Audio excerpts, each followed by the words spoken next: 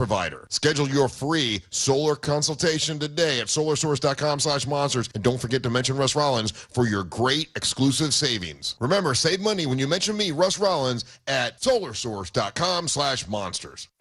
Speed Weeks, presented by Advent Health, returns to the World Center of Racing, February 11th through the 15th. From Daytona 500 qualifying and the Duel at Daytona to the Craftsman Truck Series, ARCA Menards, and the United Rentals 300. It all leads to the 68th running of the Daytona 500 on Sunday, February 15th. Don't miss a moment. Upgrade with the Hard Rock Bet Fan Zone for the ultimate race day experience. Secure your seats now at Daytona500.com or call 1-800-PIT-SHOP.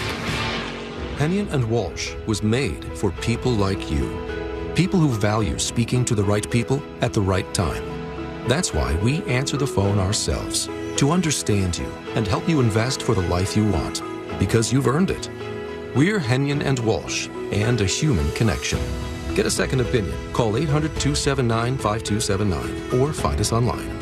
Investing involves risk, including the possible loss of principal. Advisory services provided by Hennion & Walsh Asset Management. Securities offered by Hennion & Walsh Inc. Member FINRA SIPC. January 24th, it's Rhythm on Ruby in the Tavares Waterfront District with live music, dueling pianos, LED entertainment, unique vendors, food trucks, and local eateries too. See us Saturday, January 24th from 4 to 10 p.m. for Rhythm on Ruby. Info at Tavares.org. Wondering if dangerous contaminants are in your home's water? Get Leaf Home Water Solutions today. We can't live without water, but we can take actions today to make it safer and healthier. Leaf Home Water Solutions is offering a free in-home water test. Just visit leafhome.com/free to schedule yours. With results from their advanced digital testing, Leaf Home Water Solutions can design a whole home system and expertly install it in as little as 1 day.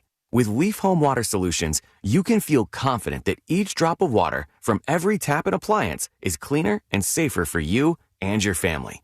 We can't live without water, but we can take actions today to make our family's water safer with Leaf Home Water Solutions. Schedule your free home water test today at leafhome.com/free and save 15% on all home water treatment systems. That's leafhome.com/free for your free home water test and 15% off. leafhome.com/free. Real radio. 104.1. Here's something most of us don't want to think about, but probably should. Clay Travis and Buck Sexton here for our friend Mike Lester and the team at Talon Wealth Management. That thing we don't want to talk about is a will. If you don't have one, Mike and his team would like to help you out. They'll start you off with a comprehensive financial plan. If you are 55 or over and have saved at least $250,000 for retirement, the Talon Comprehensive Financial Plan is complimentary. And when that plan's in hand, you will also receive the gift of a will and trust courtesy of Talon Wealth. The folks at Talon Wealth are not attorneys, but they work with a group of attorneys who'll provide a will and trust at no charge to you. Reach out at 813-755-5000. 813-755-5000. One more time, that's 813-755-5000. And be sure and tell them that Clay and Buck sent you. Advisory services offered through Talon Private Wealth, LLC, a SEC-registered investment advisor. The information provided is for educational and informational purposes only and should not be construed as legal, tax, or financial advice. Looking for a workout that doesn't feel like a workout? At Crush Yard, wellness is all about movement, connection, and fun, no matter your skill level. Whether you've never picked up a paddle or you play every week, pickleball gets your body moving and your stress levels down. Adding great food, refreshing drinks, and a social atmosphere, and it's wellness you actually want to show up for. Learn more at CrushYard.com. Honey, that flu keeping you up? Did you take NyQuil Intense Flu? Nah, I got this. Okay, I don't got this. Yeah, you need NyQuil Intense Flu. Undo your flu with NyQuil Intense Flu. NyQuil Intense Flu provides powerful relief of your flu symptoms so you can sleep. You do got this. NyQuil Intense Flu. The nighttime sniffling, aching fever. Best sleep with the flu medicine. Use as directed. Keep out of reach of children. If you suffered an injury at a place of business, dial Pound Law. That's all. Morgan & Morgan. Broadcasting live from the JustCallMo.com studios. Need help after an accident? Just call Mo. Learn more at JustCallMo.com or call 1-800-CALL-MO. This is WTKS-FM HD1 Cocoa Beach, Orlando. An iHeart radio station guaranteed human. Real Radio has your chance to win $1,000. Just enter this nationwide keyword on our website. Bonus. BONUS. Bonus. Enter it now at realradio.fm and answer your phone if you get the call. Good luck. Someone's going to get offended. It's just the way the world works. So to hopefully save everyone a little time and or energy, here's this. The opinions that you hear are those of the host and callers, and not those of iHeartMedia, its management, or advertisers. The News Junkie is on. The three best friends you never knew you had, running through the most viral stories of the day. The News Junkie Sean Wasson with Sabrina and C-Lane. It is Tuesday, January 20th, 2026. Lots to get to today, from Let's Make a Deal to a new AI-powered robot cop takes to the streets, and the absolutely bizarre rise of hot take dating. Plus your calls, dispatches, emails, texts, and more. Hey there, Sabrina. Hello. Hello, C-Lane. What's happening? And hello to you. You can join us on the show today. All you have to do is send us a dispatch. Go to thenewsjunkie.com and hit record on your first dispatch today. You can also watch the show on YouTube and twitch.tv/thenewsjunkie. Your message is rolling right into the studio in real time. And it is, friends, a Share the Show Tuesday. Yes! That's right. That means you share the show. You tell somebody about the News Junkie radio show, podcast, or live stream. You tell somebody about this radio station. You tell somebody about the keywords we play every hour. You can win $1,000 today, baby, just for sharing the show and hanging out with us. All right, kind of exhausting. But how's everybody doing on a Tuesday? Not bad. Ready to win $1,000? Yeah, I want to, too. I want to get out of here. Yeah, we can. We can now. Also, $1,000 would get you out of here? It would get me out of here. I am For just the that day? close. Yeah, no, for forever. I am that close to just saying, sayonara, suckers. See you later. I'm out of here. It's $1,000 away. You could buy me out today if you wanted to. So just keep that in mind on a Share the Show Tuesday.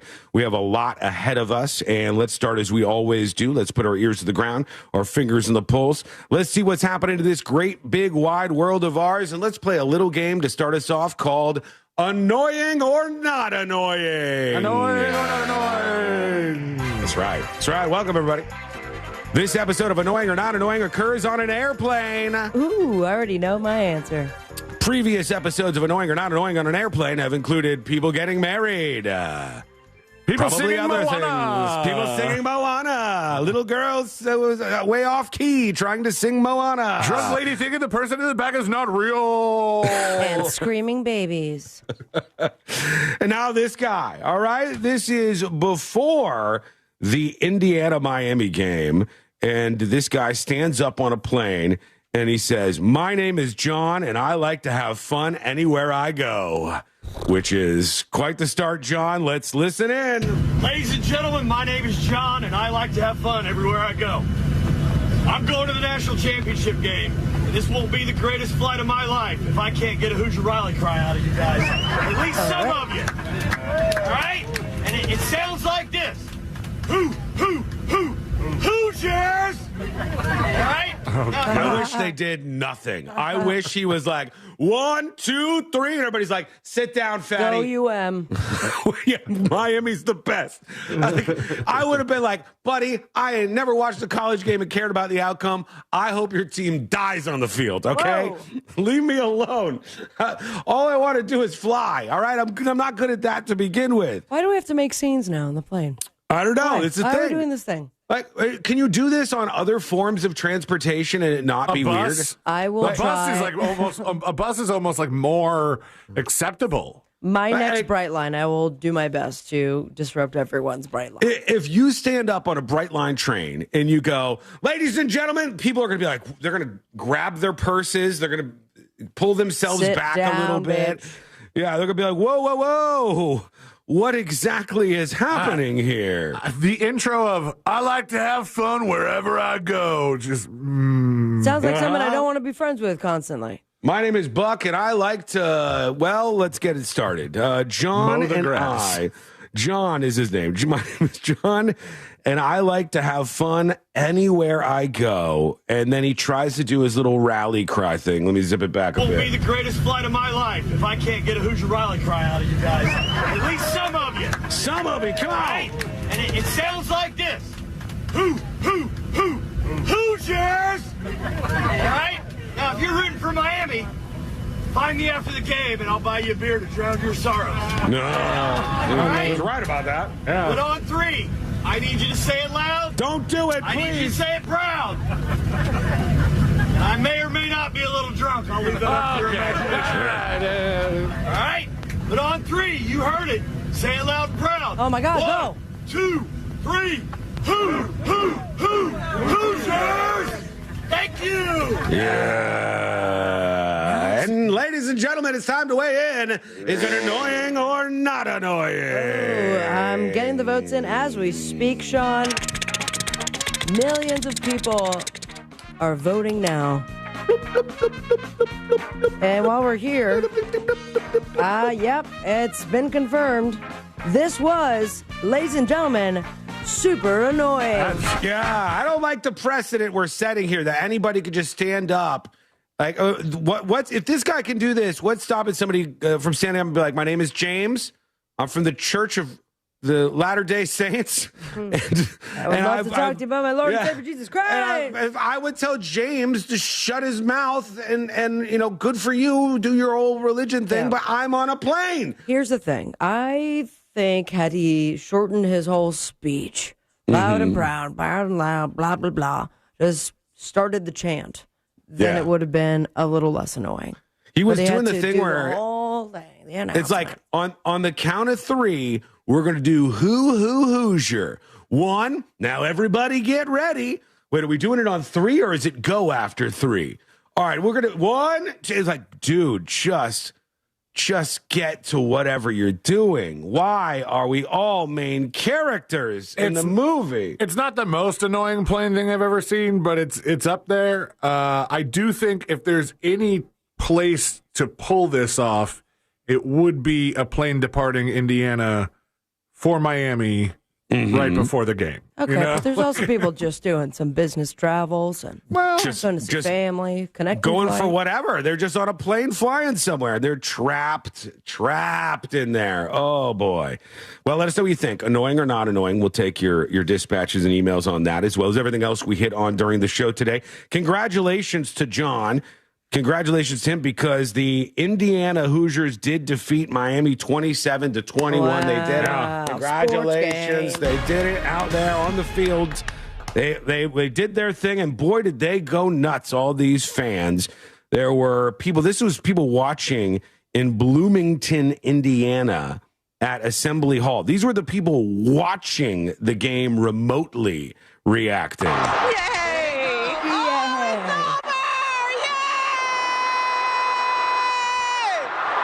This is a watch party, for God's sake. Oh, wow. Who are we hearing? Some lady. There you have it. It's the news lady. Yeah. This is like the news broadcast She from needs to learn how to work a Assembly microphone. Hall. And they're screaming and they're celebrating. And That's boy, oh boy. insane for a watch party. I Yeah, it's a thought lot for of sure people. that was just the crowd at the stadium. Yeah, this must be like the official school stadium. You know, they're all watching this packed in here, and they just go bananas celebrating their 27-21 win. They have an undefeated season, the first national title for Indiana.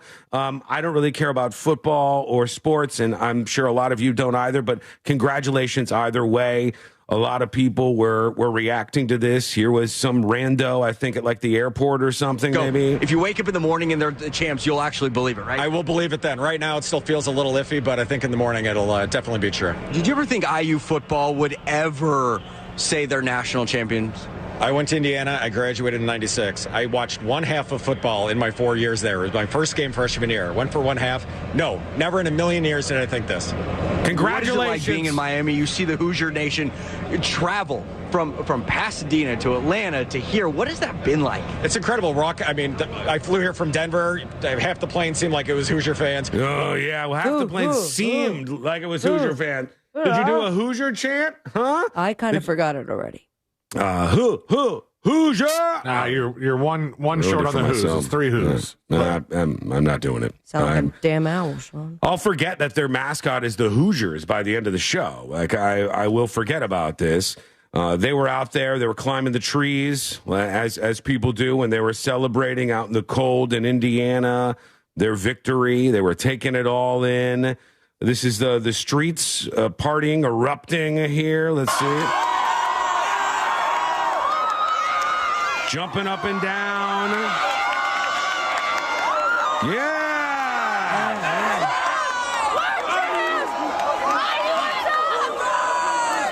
No idea what anybody's saying. It's like, watch out! I can tell you, though, from experience, you can get swept away by this because I always talk about the year when I was downtown West Palm Beach and the Marlins won the World Series. I was at a nail house, Hollywood, Florida. And everybody kind of went out onto the streets. And I cared about the Marlins then about as much as I do now, which is to say 1 out of 10. I told you I've been swept away in this because sometimes I just think it's fun to crack open a beer and spray it everywhere. So I'm like, all right, the team is winning. Yes. All of a sudden, I'm just like on the street, Miami Marlins. I have no idea what's going on, but you can get swept up in the big charade, the big party. That's what happened to a lot of these people. Congratulations to them all. There was some bad behavior out there, though. There was 2 players that got into a fight, right there at the end of it. I think it was one of the Miami Hurricanes players. See it, came over and hit the Indiana player. That's Mark Fletcher, who swung at an Indiana. Like he's got to be held back by coaches and stuff. It's like, buddy, come on.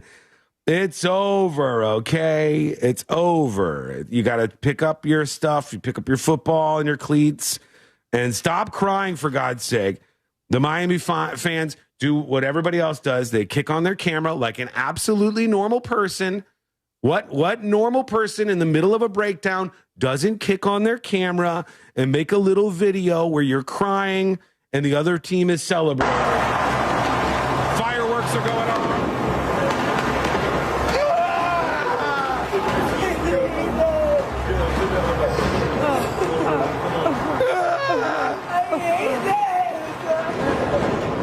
You're going to be okay. You're going to be okay, man. Congratulations. That's it. There you go. Oh, my last little tidbit, and I'll get into the Trump audio reaction in a second. We'll see if you got cheers or if you got boos or whatever. I'll bring the audio of that up. At the game. I guess if there you was... ask him, 0 boos. There's never been a boo. Boos are unreal. They all love me. It sounded like he got a pop, but I'll bring up the audio so we can examine. But in the stadium, I guess there was like some 4K camera that was part of the broadcast. And I don't know much about this. So maybe C-Lane, maybe you could try to find out more about this. But there was some 4K camera that they were broadcasting that was just this like wide shot of the field. And in front of it was this couple. And they kept like checking their phones and reading text messages the whole time. And they had no idea that their text messages were being like broadcast to everybody. Oh. All the people watching the game on this 4K shot were watching this couple. And I think eventually somebody's like texting them about it, telling them, hey, stop checking your phone, because they were looking at their phone during the broadcast. They were looking at like their bank stuff. Why are they doing that? And I'm talking about the people filming them. And then somebody sends, I don't know why they had it right there. It was right where their seats were. Somebody sends them a shot of them at the stadium on their phones, and they're looking on their phones at the shot of them at the stadium on their phones. There's one of them smooching. Yeah. They're just, why? Can you find out why they had this shot? Why did they have this? It looked like it was something that was kind of defaulted to during commercial breaks. So really, it says, dude, the main broadcast of the national championship on. Oh my gosh, I clicked it by mistake. Son of a bitch. Come on. What a buffoon. On the ESPN 4K channel. So it's a different way of watching the game than I think most people did. ESPN 4K channel, there's a couple sitting right in front of the camera that they are just showing instead of commercials, and they are kissing and flirting nonstop, and they have no idea the whole world can see them.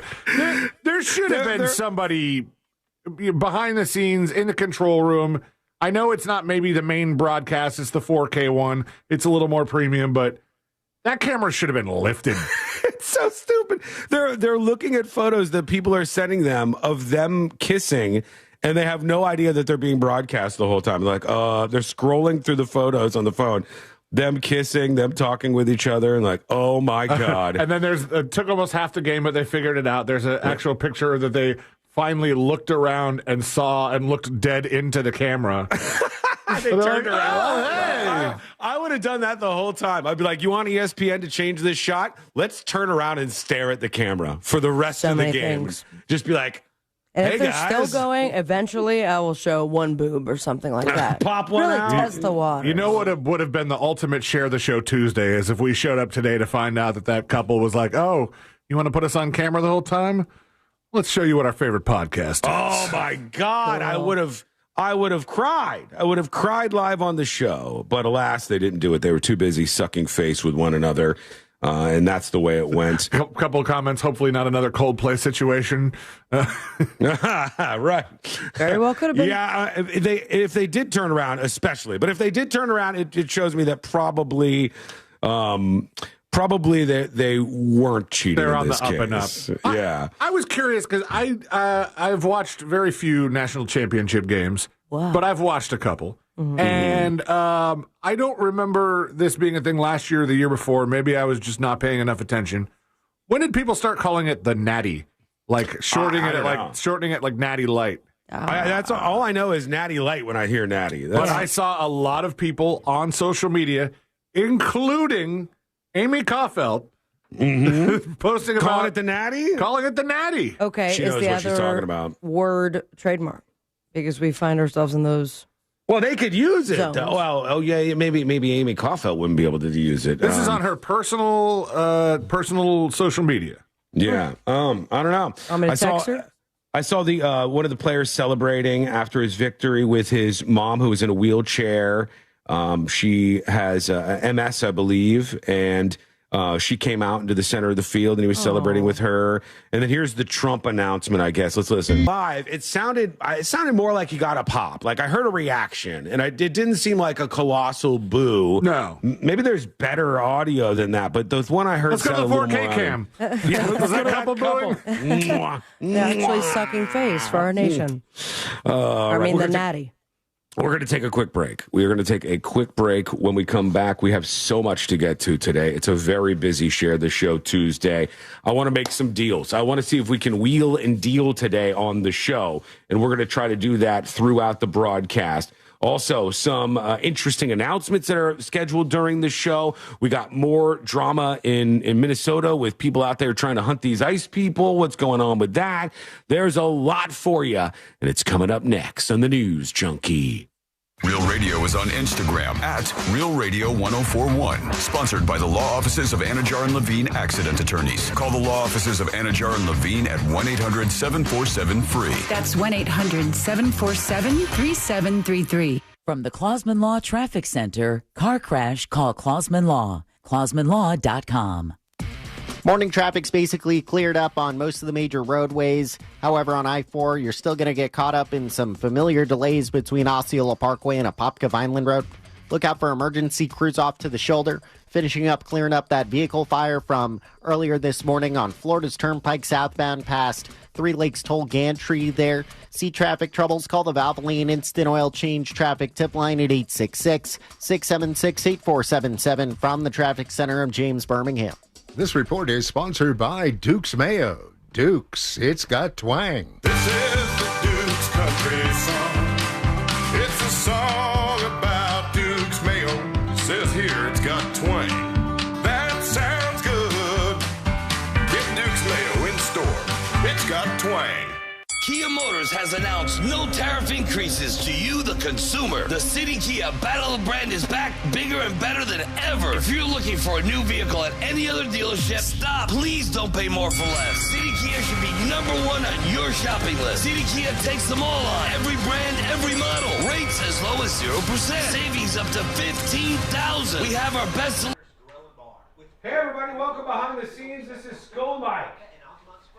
Skull Mike activated. fresh, never frozen menu will blow you away. With So good to see you around. TVs, you won't miss a single college or NFL game this season. Plus, they're hiring. Join Frogger's. We'll be there in 1 moment. Stand by. Managers at all locations. Apply online at Froggers.com or apply in person between 2 and 4 p.m. daily. Froggers Grill and Bar. Hop it with food and fun. New year, new you isn't just about changing who you are. It's about showing up sharper and more confident. Hey, C-Lane here, and that's why I love Hammer and Nails Grooming for Guys. It's not just a... C-Lane loves Hammer and Nails Grooming for Guys. That guy, jeez. We're going to take a look at some of the boxes that were offered, I guess. C-Lane's got some viral thread about, like, the celebrity, the VIP, the expensive boxes that were available for the National Championship game. So we'll look at that, too.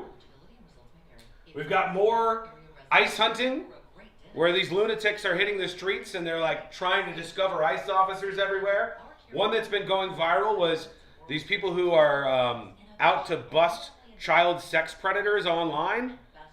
And they were like, nope, we don't believe you. We still think you're ICE. So we'll get to that clip. It's a good one. And we're going to make some deals today, baby. I want to make some deals. I want to bring America together to make some deals. Hello, everybody. Also, I don't know what time, but at some point today, I believe Universal Studios is going to make the announcement about what's supposed to replace Rip Ride Rocket for those of you who go to the theme parks.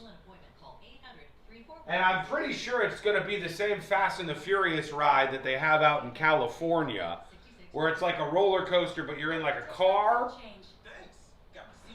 which may spell the end for that shitty Fast and the Furious ride at Universal Studios that nobody likes. They could replace that with something. Maybe Back to the Future. We'll see. Creamy is here, trust me. Creamy is here. Go ahead, sit back and relax. Well, I guess I'll save all this for the DMV. Only they took 10 There should be a vigilante IQ requirement. True. I mean, it's just so weird and unhinged. And as with so many other things, incredibly hypocritical. Like, you guys don't have the authority to demand identification from these people here on the streets. The only one properly credentialed to demand authority from random people on the street is me. The person out here in a fever dream hunting down ICE officers. Was TNJ live yesterday? I was off, so I sat on my couch and watched Netflix all day. What? Why? That's abandonment. I'm not saying it's abusive, but it's close. It's in the arena.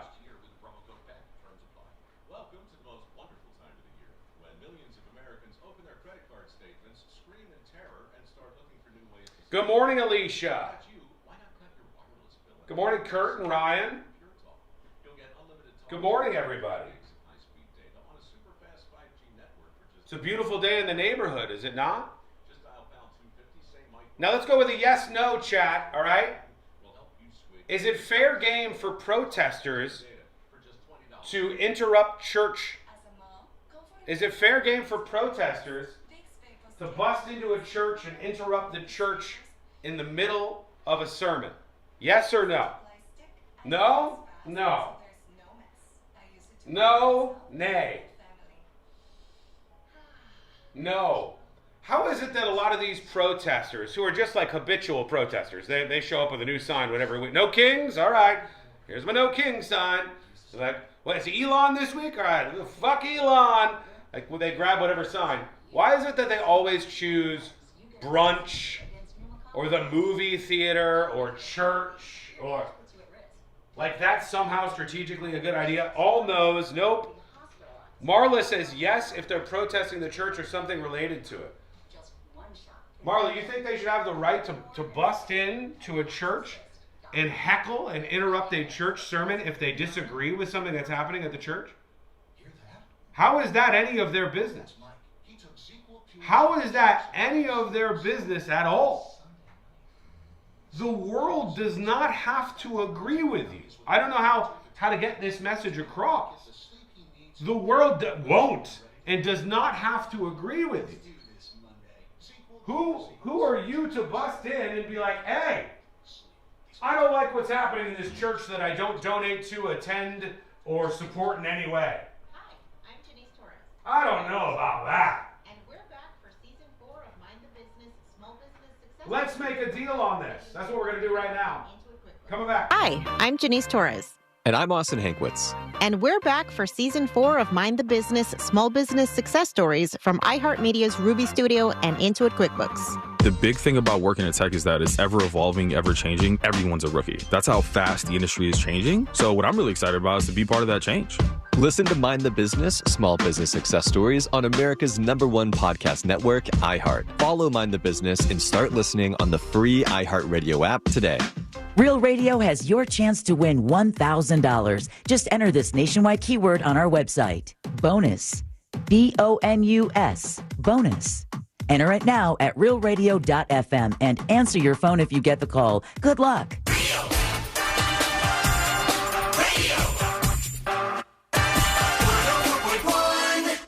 They're best friends, unless they're fighting. Are they fighting? It's the news.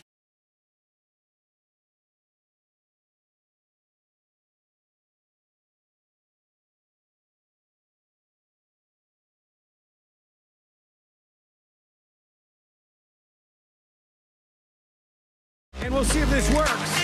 Join us on the show. Go to the website, thenewsjunkie.com. That's where you can record a video or audio dispatch, whatever's on your mind. Get it off by recording a message over at thenewsjunkie.com. Let's make a deal here, all right? Okay. Because when I see a lot of stuff going on in America, I don't know if I can be the great uniter. I don't think I have maybe that skill, but I at least have some reasonable ideas, and I think maybe that can bring people together. And when I see things going on that are just like super unpopular, bad strategy, and just a bad look altogether, like, for instance, the idea that in Minnesota, a lot of the people that are angry about all this ICE stuff, they took to interrupting a church on Sunday.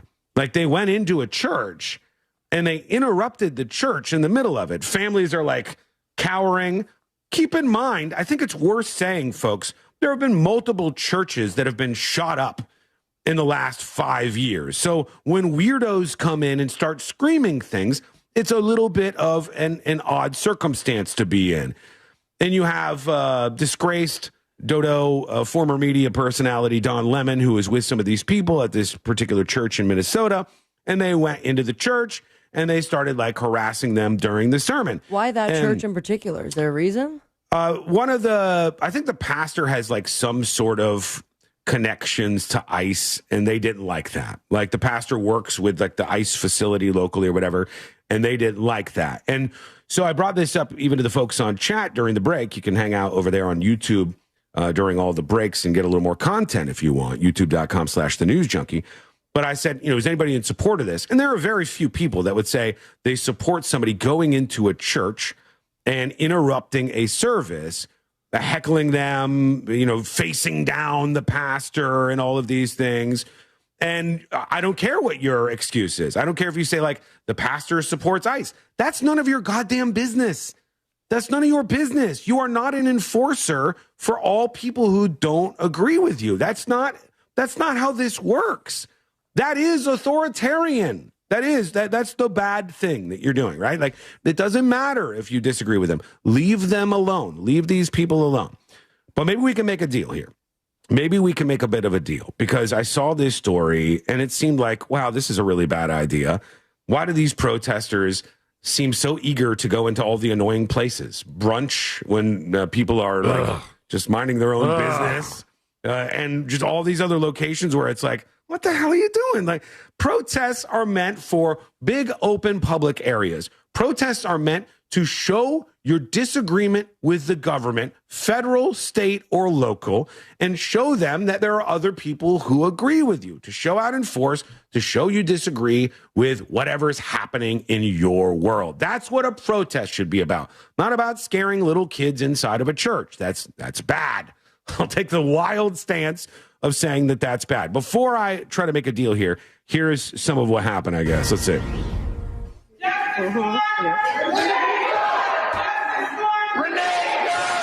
They're saying Renee Good. Why are you not at Whipple protesting? All right, this guy right here, this one particular person, I've seen a bunch about him. He repeatedly does this stuff. He harasses people, pulls out his camera, gets in people's faces. I think he's gone into some churches before and done this kind of stuff. He seems like a pretty bad actor. And he's part of this larger group that went into this particular church in Minnesota. Why are you not standing up with the Latino and Somali community? Why are you not standing up with the people in the Somali community? Interrupting worship. That's what these chaos makers are doing. Chaos makers. All of this type of behavior is plaguing the Democrat-led city of Minneapolis at this point. All right, so this is Fox News talking about what happened at this church in Minnesota. Here's my proposition. We make a deal, okay? We make a deal. These protesters will stop going into these non-public places to express their disagreement with whomever they disagree with. They will stop going into churches and leave the churches alone. These people who are out there on the fringes and who are doing this stuff, interrupting church, will stop immediately harassing everybody that disagrees with them and going into churches and stuff. And as part of this agreement, everybody on the other side that hates this, that I agree with, that I'm like, yeah, this is obnoxious. This is a terrible thing. Everybody on the other side will say, hey, if there are women trying to walk into a clinic to get an abortion, you will also leave them alone and you will let that person do whatever they're doing and mind your own business in that scenario. That should be what like average Americans lock in on. That should be a deal that we all could make with each other. Deal or where no you say, deal? Stay out of the churches, leave these people and these families alone with your stupid radicalized politics. And hey, in exchange, we'll stay out of this other thing that we do that's literally every bit as annoying, okay?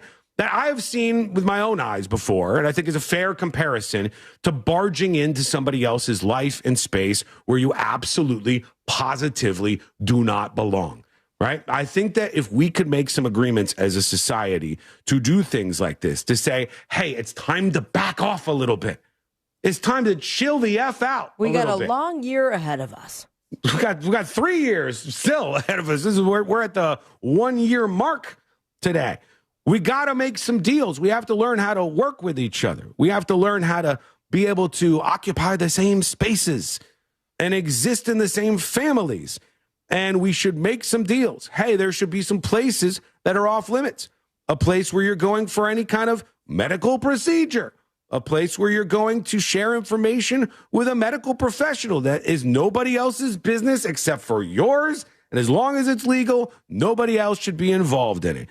A place where you're going to worship in a church where you should be able to worship free of any lunatic running in, screaming whatever their dumb politics are at the top of their lungs. A place where you're going to eat in a restaurant on a Sunday afternoon. The brunch one that really pushes mimosas. buttons. Yeah, I'm trying to eat some breakfast burritos here. I think step off. I mean, when you had made your grievances out loud during the brunch protests, I can't say we've heard of one in the last couple of years. Mm-hmm. So this is a good start as far as church protests and the abortion clinic protests, is it not?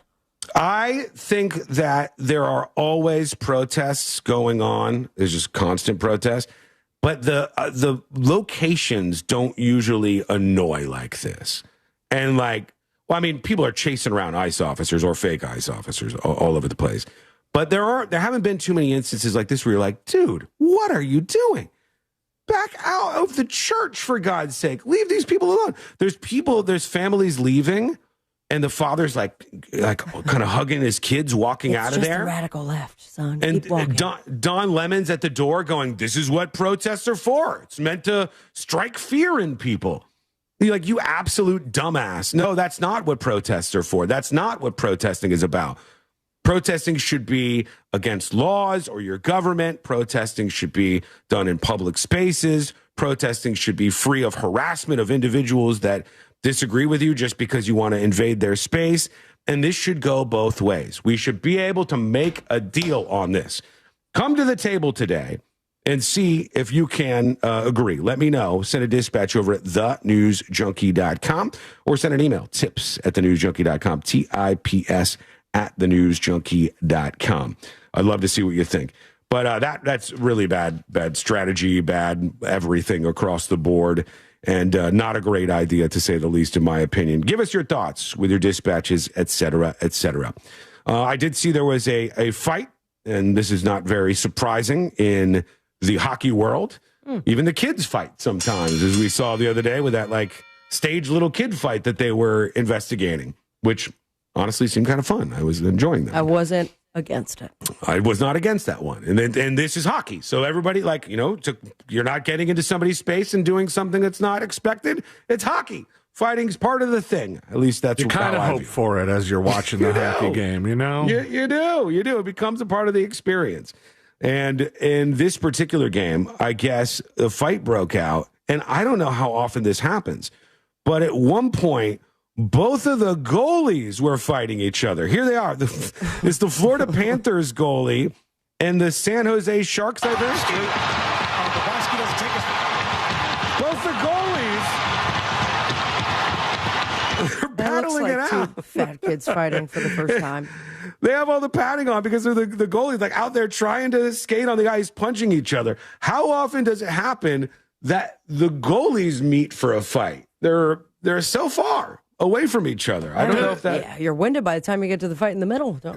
You're skating over there hold on, wait. Does play stop when a fight starts? Because you'd think if both goalies were fighting, somebody get their hands on the damn puck and start scoring, man. Yeah, true. That would be the last goalie fight ever if they got into on ice fisticuffs and then somebody started just scoring. True. Yeah. We're fixing everything today. This is another thing you could do. You don't want any more fights in hockey?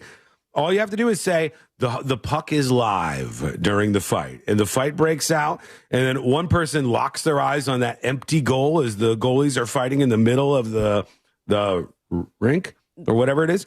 And then boom, the game changes immediately. They're not out there slugging each other. That's a good question. Sports should fight. I don't think they call it a rink when it's a hockey game. I mean, it is a skating rink. It's on the ice. Yeah. They hit the ice. They take to hockey the ice. Field? Is it a hockey field? The hockey ice. arena?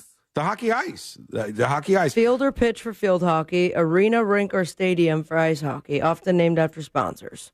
Oh, yeah, of course. Yeah, I mean, you got to get the money injected into the system there. What rink was this one on? It was the Panthers were playing. The Panthers were playing the Sharks in the NHL game. Hockey fans, let us know if that's more common than I'm thinking. Does this actually happen more often than I think? But I don't think the goalies fight too much. No, because usually the fights start from some sort of clash or they hit each other or something happens.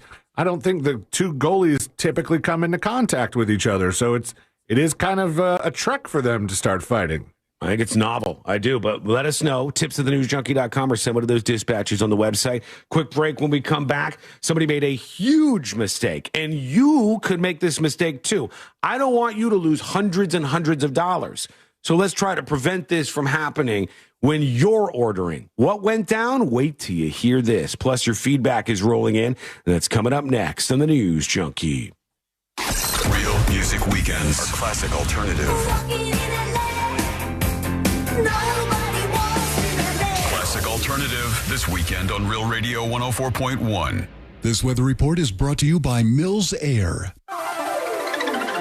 Hey, Central Florida, and happy Tuesday. I'm Fox 35 Storm Team meteorologist Jessica Dobson with a check of your forecast. And Hello. especially by the end of the week, a big warm-up is on the way. We'll have to contend with a couple of showers along the way, but temperatures will be nearing 80 degrees by Friday. From the Fox 35 Storm Team, I'm meteorologist Jessica Dobson. This report is sponsored by Supersure. Do you own a small business? You need to hear this. A seismic shift is coming.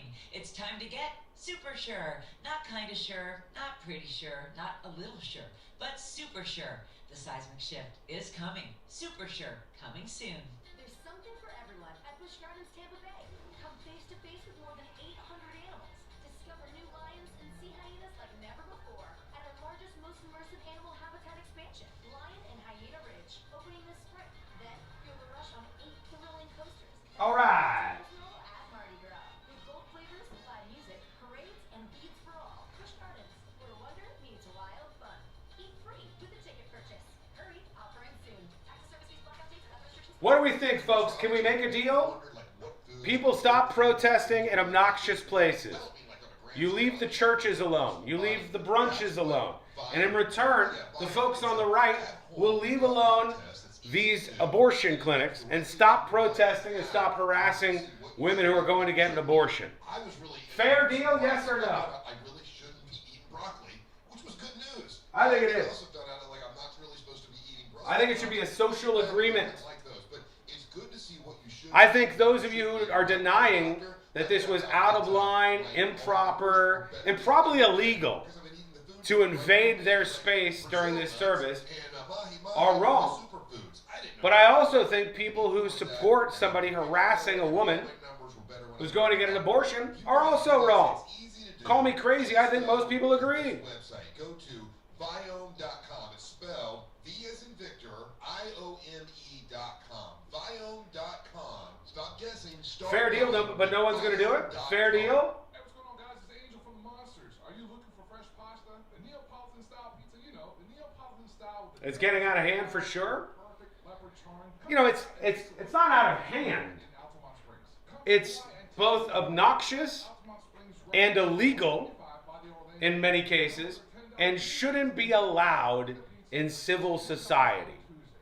But it is because a small portion of the very political people, the political people that like to ruin most things, they support it.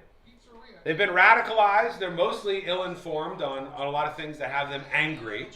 And they justify doing things like this. Mostly to Christians, by the way, if we're being real. They don't want to go after all houses of worship that they disagree with politically. The types of people that go and harass people at Planned Parenthood would never agree to that agreement. They think they have the moral high ground. Well, here's the thing. If you just make it a federal crime to harass people in these spaces, if you make it a federal crime to harass people in these spaces, none of that matters, does it? Am I right? If you make it a federal crime to barge in and try to use the heckler's veto on people who disagree with you, to harass and bother people who disagree with you, we can just call that a crime, can't we? Doesn't matter if the people agree once you start arresting them. Throw these people in jail. Why are we letting these obnoxious people ruin the vibes? Why are we letting that happen? Don't forget these keywords. We had another winner yesterday on the station, so make sure you're paying attention to the keywords. Make it a crime, yeah, true. This should be easy. This should be a deal we can all make. Let's make a deal. Fun should have come with a penalty. Vaporize sore throat pain with Vicks VapoCool drops. Use as directed. Watching football this weekend? Get the big New Yorker from Pizza Hut for just $10. It's our biggest pizza for the biggest games. Giant foldable slices, huge flavor. So order now at pizzahut.com or in the app. Ask for limited time offer. Prices, participation, and availability may vary. Additional charge for extra toppings, max 3 and extra cheese. Taxes, tip, and delivery fee not included.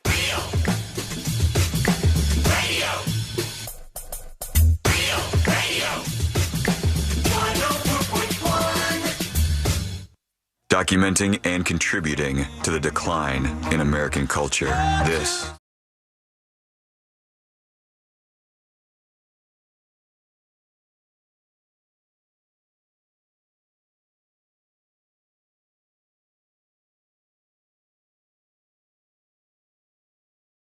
I think I can get most of you on board with this.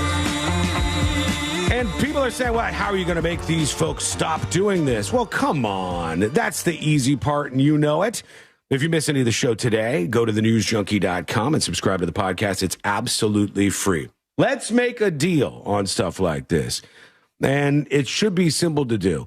If you say, hey, stop harassing people who disagree with you politically. Stop harassing random people in the streets and like deputizing yourself. Stop busting into a church while little kids are there during a service and shouting out all your nonsense. No one cares. Shut up and leave these people alone. Stop harassing people at brunch. And in return, stop harassing people at other places where they're making medical decisions that are between them and God and no one else, and maybe the doctor. and not your business at these abortion clinics where they harass women all the time who do the same things. We can make a deal on this stuff. They can make it a federal crime to harass people like this. And then people go, wow, they're not going to stop doing it, Sean. Yes, they will. People will stop doing anything if you start arresting them. They'll stop doing all of this stuff. What about my damn rights, Sean? You don't have any rights. If they make it a federal crime to not be able to, you cannot harass people in these spaces, then you don't have any rights. You don't have any right to do that. You shouldn't have a right to do that. Just like I've talked about these things so many times because people get lost in the sauce. I am a huge proponent of free speech in the old school style where people are even allowed to, disagree with you and stuff.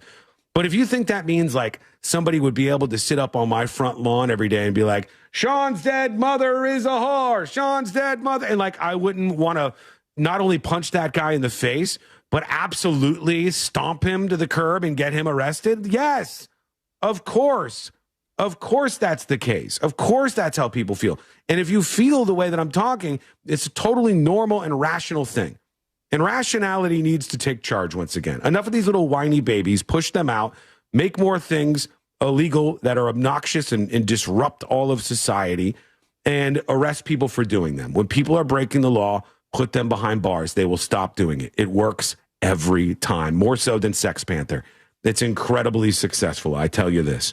Okay, here's what I teased before the break. So I want to talk about this. And maybe you Sabrina and Sealand, have run into something like this before, but this woman went to a hotel in California, Montecito, California. Where's that? Is Montecito, California, like wine country or by Los Angeles? I feel like I just Googled Montecito. There was something else that it was coming up in. I'm not familiar with Montecito. It sounds beautiful, and you can find it very close to Santa Barbara. Santa Barbara, so that's Southern California, I think. Yeah. I believe. And this woman goes to this hotel in Santa Barbara area, and she is with her husband, and they say, what can we get you? And her friend goes, I want this. They were on like a mini moon, which is, like a little honeymoon thing that they were doing. And her friend says, I'll take this margarita. And she goes, you know what? I'll take the regular margarita. And they say, that's what you want? You want the regular margarita? She says, yep, sure thing. That's what I want. And they bring out this margarita for her. She tasted it. She goes, it's good. And they said, you enjoying your margarita? Yes, it's good. I'm enjoying it. Thank you.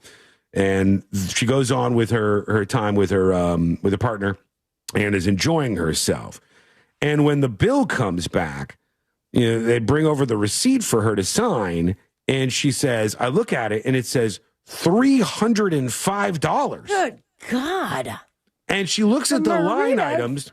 One of the line items on her receipt is the margarita she ordered, because the bar had something called a regular margarita for $280. And they didn't double check. How convenient. They have it on their menu. It's made with Don Julio 1942. Maybe that's like a good tequila, I guess.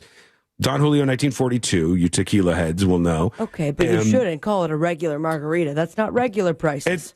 It seems a little tricky. It seems a little tricky to call it the regular margarita. They named it the regular margarita so that if you say you want a regular margarita, this was sort of like that urban myth back in the day, and maybe it wasn't an urban myth. Maybe there were people that really got by this, but it used to be when you moved into a new house and you were setting up all your utilities, they would ask you like, what phone service do you want? And you would say, just give me any phone service. And there was like, there's a company in town called Any Phone Service that is $400 a month or something stupid like that. Now that's smart. They used to tell you like, they used to warn you about that. And everybody knew somebody who got by that scam. And I had never heard of it actually happening, but it was... The key word that you just said, though, C-Lane, was warn. Don't you think that if a bar has a $280 option, which is obviously much more than people would assume, you might want to say, hey, just to confirm, our regular margarita, it's a little pricey. Here's what it is, a specialty one. Yeah, but the people that were warning you about it weren't any phone service that wants to get your $400. The people that were warning you were like other people who had heard this was a thing. In this case, the bar wants to get your $200. They want you to order that regular margarita. So slimy. It seems wrong. It seems dishonest and wrong. She can't be the first person to fall for it. Somebody else responded to this in the comments and said, I went to a place where they offered wine, and I said, can you give me a suggestion? What kind of wine should we get? We're going to get a bottle of wine. And the waiter goes, the wine. And they go, that sounds great. We'll take that. How much is it, by the way? And he goes, $37.50 for that particular bottle. Oh, great. Oh, okay, cool. Yeah, great. They bring out the bottle, and when they asked for the bill, it was $3,750 for this whatever bottle of wine. And the waiter's like, I told you it was $37.50. Do you think we just price things by the 50 cent? Maybe I'm crazy. They seem dishonest to me. Like, name it, call it the regular margarita if it's a regularly priced margarita. Wouldn't other establishments get in trouble for something like that? I don't know. That's what I'm wondering. That's what I'm wondering here. Could you do that? Because it seems like you're not being fully upfront about your pricing when you do that, which I don't think is legal, but I could be wrong. And let's put that on the list for Mo. Let's bring that up and ask them. And maybe you guys can tell us if you had any run-ins with something like this. I know there have been people before who will be like, oh, I'll take a glass of that whiskey there, right? Can I get a shot of that whiskey? I like the bottle. And then they bring over the whiskey and they pour it into a shot glass, and you take the shot and they go, oh, that was, and then it's, some Pappy Van Winkle or something, and they tell you owe us $220. Well, there should have been a warning somewhere like, hey, this is not a average priced thing. This is going to be more expensive. And in the food and drink business, when somebody orders something, they can't exactly give it back. It's not like you go to a place and they go, here's the weed whacker that we think you should get. And then when you go to check out, you go to purchase it and it's $4,000. You said, this is more expensive than I wanted to spend on a weed whacker today. Well, you just bring the weed whacker back and put it down in the aisle. You can't put the whiskey back in the jar, as far as I know. Well, you can't put the margarita back in the bottle. You can. They frown upon it. They don't tell anybody. It's back of the house secret. Not sellable anymore. But when it comes to food and bev and the restaurant industry, you also don't want bad reviews or viral story about how you duped somebody because you wanted to be funny and name your $300 margarita regular. Yeah, I think that eventually that is going to turn off more people than it brings in. I think people are not going to like that. I think it doesn't seem fair, but you let us know what you think about this. That's the point of this show. We tell you things happening out there in the world, all things in the world of viral news, and then you weigh in. So let us know if you think that's fair or not. Send a dispatch at thenewsjunkie.com. But a $280 margarita sounds crazy to me. I think the other thing would have to be like, if the bar is really dead set on ripping you off like that by calling the regular margarita calling the $280 margarita regular, then everybody would have to be in on it. That means every bartender that works there would have to be the same amount of dick to not go, hey, it's $280. Wouldn't you feel bad as a server not bringing that up? I would, yeah. And I would, not only would I feel bad, C-Lane, as a server, I would expect pushback from the customer when I delivered the receipt. And where does that reflect? I would think that would, I would think your tip would be zilch. Unless your tip is gone. Unless they combat this behavior by going, listen, everybody who serves a regular margarita gets $20. Right, yeah. Out of the 300? No. More, please. The whole thing is seeming like a scam, though. Now, the more and more you build onto this whole thing. So let us know your thoughts. Send us a dispatch over at thenewsjunkie.com. It's very easy to do. You can weigh in with a dispatch or an email, even tips, TIPS, at thenewsjunkie.com. All right, lots of people have thoughts. We'll get in, as I've promised, to some of your feedback so far. There are people who are leaving work today. I'll tell you what that's all about. There's an announcement coming up, and that's just some of what we've got in the next segment alone. Don't miss out on anything on a Share the Show Tuesday, because that is coming up next on the News Junkie. Oh, hi. You need something? Just say it. Real Radio 104.1. From the Clausman Law Traffic Center, car crash, call Clausman Law. ClausmanLaw.com. Traffic starting to move on I-4 westbound, approaching Osceola Parkway. Emergency crews are still working on that vehicle fire. Drivers are using the left shoulder to get by. Traffic's backed up still from Osceola Polk Line Road. Just move over and slow down if you see emergency crews on the roadways there. And if you see traffic troubles, call the Valvoline Instant Oil Change Traffic Tip Line at 866-676-8477. From the Traffic Center, I'm James Birmingham. This report is sponsored by Rasmussen University. At Rasmussen University, getting started has never been easier. Thanks to multiple start dates, a generous transfer credit policy, and no SAT or ACT requirements. You bring the ambition, we'll help you build the future. Learn more at rasmussen.edu. Imagine kicking off the new year with $1,000 in your pocket. What would you do first? Splurge on a cozy winter getaway? Buy that gift you didn't get for Christmas? Start a postseason detox weekend? Whatever your plan is, we're not here to judge. We're here to give you a chance to win. $1,000 in your hand 13 times every weekday. It's simple. Hear the keyword, enter it on the website, answer your phone. You're in the right place. Real Radio 104.1, the station that does it better than anyone. This national contest sponsored by Mills Air. Mills Air in business since 1992. That's over 30 years here in Central Florida. They're not going anywhere. Carrier factory authorized dealer. You can always turn to the experts at Carrier. Equipment changeouts and up. Ah! It's a free heart scan. Creamy! Just give them a call. It's a few minimum requirements. Creamster! That you can do and find out how your heart is. Now, if it's all good, you have peace of mind. That's awesome. Creamy! If you have blockage, you can have it taken. Creamy! So many of our listeners Hello? found out they had blockage and it saved their lives. Take care of it now. Give them a call. Pick up your Hello? cell phone, dial Ho, 123, ho. say the words free heart scan. Hey. You'll be connected in seconds. Life Imaging FLA. I think he's dead. You know, I sent people there also to get cancer screening. My sister went. I think he might have died. Stage 4 cancer and it was too late. We want to send people and catch cancer early and help save lives. It's Life Imaging FLA. Pick up your cell phone. Oh my God. Say the words free heart scan. You'll be connected in seconds. Stand by. This is an emergency. And the monster sent you. Time to clean out the gutters again. I don't want you climbing that ladder. Time to call Leaf Filter, America's #1 gutter protection company. Leaf Filter's trusted pros will not only clean your gutters for you, Unbelievable. but seal your gutters and install Leaf Filter.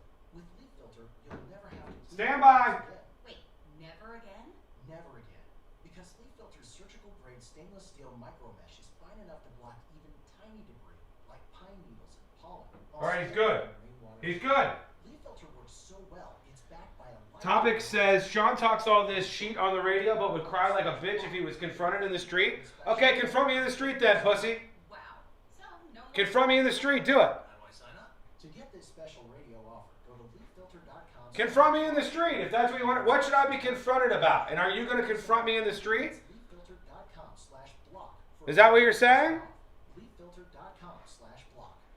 iHeartMedia presents the Fresh from Florida Groceries Giveaway. 50 lucky winners will each receive a $100 grocery voucher to indulge in Fresh from Florida goodness. Enter to win. My fascism? It's on display again. Stop yelling. Don't tell me what to do. I'll try. I'll try to stop yelling.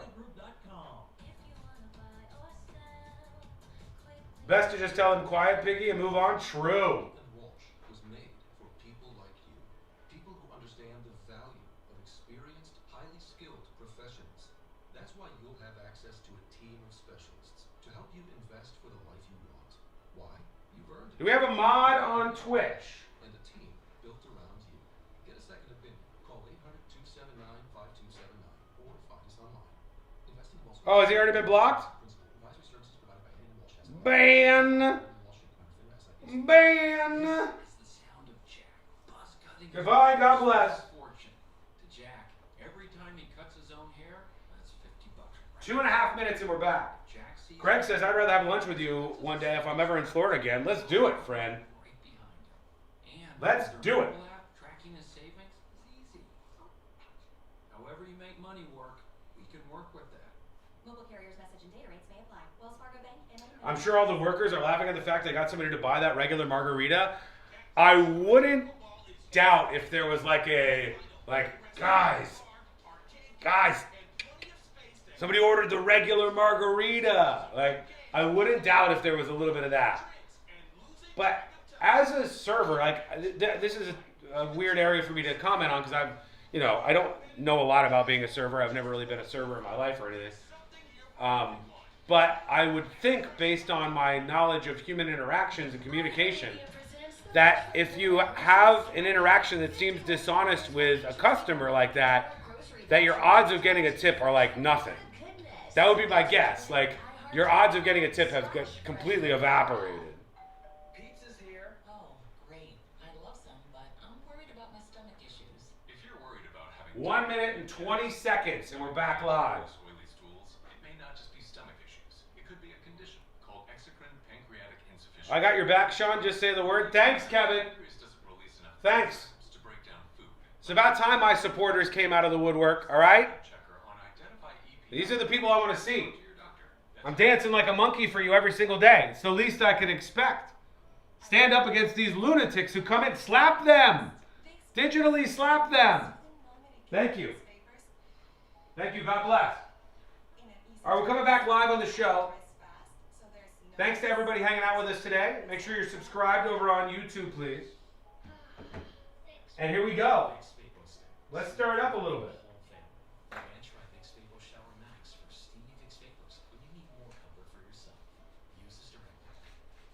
Do you have AC needs? Spritz It Carrier. Go to millsair.com. Univix Vapors when you need more comfort for yourself. Use as directed. Do you have AC needs? Turn to the experts at Carrier. Go to millsair.com. Portions of the following program were pre-recorded. Coming to you live from the JustCallMo.com studios. Accidents happen, but Mo's here to help. Injured on the go? Just call Mo. Visit JustCallMo.com or call 1-800-CALL-MO. This is WTKS-FM HD1 Cocoa Beach, Orlando. An iHeart radio station. Guaranteed human. Real Radio has your chance to win $1,000. Just enter this nationwide keyword on our website. Friend.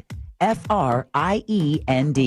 Friend. Enter it now at realradio.fm and answer your phone if you get the call. Good luck.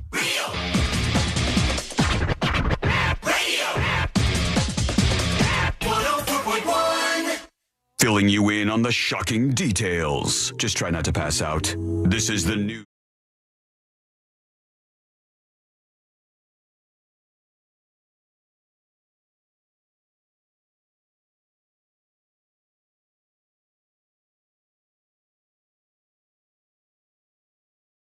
With you in just a bit here on the show. But I think we can all agree that this deal is a bad one. This is different. I'm going to go in a different direction here before we get to my next deal to try to bring you all together here. Learn more about the show over on the website, thenewsjunkie.com. When I see an idea like this, I go, I don't know. Damn, maybe I'm wrong. Maybe I'm just totally wrong. Of all the fields that I might have an opinion on, the world of dating is not a great one for me. I haven't been single in 12 years, and I haven't been single for more than a week or two. 12 days. I haven't been single for more than a week or two in about 20 years. You know, I have not spent a lot of time in the dating arena, certainly not on dating apps, and it seems like a horror story. I'm just going to be real with you. Single people, it seems bad. It seems like there's good and bad. The good is like, oh, there's so many ways to connect with people and meet new people now. But also, it can be a nightmare meeting some of those people. Especially when you're just being introduced to that world. Oh, and God. our age, it was way too much when I was single a couple years ago. I was can't imagine. a little chat here and there, and then I don't know. No thanks. And then in your position, you don't know if the person knows you. You don't know if they... Yeah, found that out a weird way, for sure. Like, I'd rather you just be honest, because this is a public-facing show versus finding out what your dispatch name is. All right. You know? Well, you're Double Dong Dave? What? How could I not have seen this? I would have had we gone to a third date. It's all very weird, and it seems uncomfortable. But there's something I would get there just to see the double dong. I mean, why not? It's worth it. Same. Hot take dating. Okay, it can't be real. Number one. So singles, tell me if you've heard anything about this. My guess is this is media outlets for the 8 billionth time just kind of making up stuff that they saw on Twitter or, saw on some platform that nobody's based really on doing. one very niche thing that's happening in one corner of the world that probably doesn't represent the rest of the people. Yeah, it's so often that C-Lane is the case. And the story from USA Today says 2026 is coming in hot with a new dating trend. It's called hot take dating. And it's already starting to take over the world in the dating scene, according to Tinder's year-end swipe report. It's a doozy. You know the typical advice of avoiding touchy topics like politics or religion with somebody you just met, especially on a first date. Well, hot take dating throws out that conventional wisdom, encouraging daters to get as upfront and honest as possible about their viewpoints, especially their most controversial ones. Tell them what you think about the Jews right off the jump, baby. Just first date, you're like, oh, can we get into the JOO? My God, that seems like such a bad idea. But is it a good idea? Because why not sort it out? Like, let's say you're some left-wing woman, which, is a lot of them. You're some left-wing single woman, and you sit down and some guy goes, a couple things about me. I like football. I'm a big fan of the Raiders. And also, I stormed the Capitol on January 6th. Oh, that's what that picture was. You might be like, oh, okay. I like hot take dating. That made this a lot easier than it would have been. Could have been the next morning. I appreciate that. But there's also something to sucking the magic out of a first date where you don't have to get into the complicated stuff.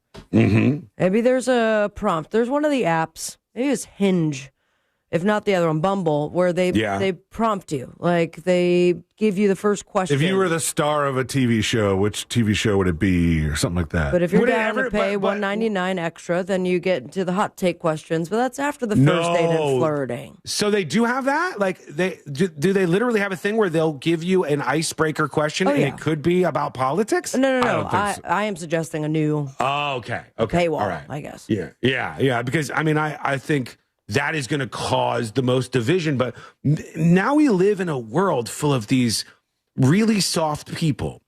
And I bring up the soft people and the political people because they're at the heart of our problems so many times. And the soft people and the political people seem to be one and the same so many times. They just can't stand for somebody to disagree with them. Like, they can't stand the idea that they would go out on a date and they'd go, well, how do you feel about this? And you'd bring up some sort of topic, and they'd be like, oh, my God, you disagree with me. Oh, my goodness. Imagine, like, you must agree 100% with somebody. Otherwise, you're going to go nuclear. That's weird. USA Today continues. It's not a totally flawed strategy. Dating and relationship experts say, oh, I trust them so much. But if not done tactfully, hot take dating could land you in hot water. It also could accidentally repel people who otherwise would have been a good match, but got the wrong impression about how set you are in your beliefs. I've seen people do this kind of stuff like in a mild way for a long time. For instance, I've seen people who be like, hey, I'm 420 friendly. I get that. Or I'm a drinker. Because if you're a drinker, if you're a pothead, you probably want somebody who aligns with you or doesn't care. Like they don't have to do the same things. As long as they don't care if you do it, you're probably going to want alignment on that. But that's like a how it used to be kind of thing. Now it's like, whoa, how do you feel about Elon Musk, but also electric vehicles, but also us kidnapping Maduro from Venezuela, but also Canada tariffs? And like, what? I don't want to talk about any of these things. I thought we were going to have a couple of drinks and get naked and roll around for a little while, at least 3 or 4 minutes. That's what I thought we were going to get into, but that's not what they're doing. Then you could tell me about all your misfortunes. Yeah. I'm open. One coming up. Open. According to the Tinder year-end swipe, 37% of singles say they find shared values essential for dating, with 41%. Almost half of these single people saying they're unwilling to date somebody with opposing political views, folks. We're going to breed into political parties further than we already were.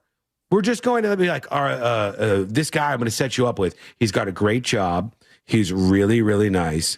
He is so kind. He opens doors. He gives to charity, works at the soup kitchen on his time off. and then you're like, yeah, who cares? Is he a Republican?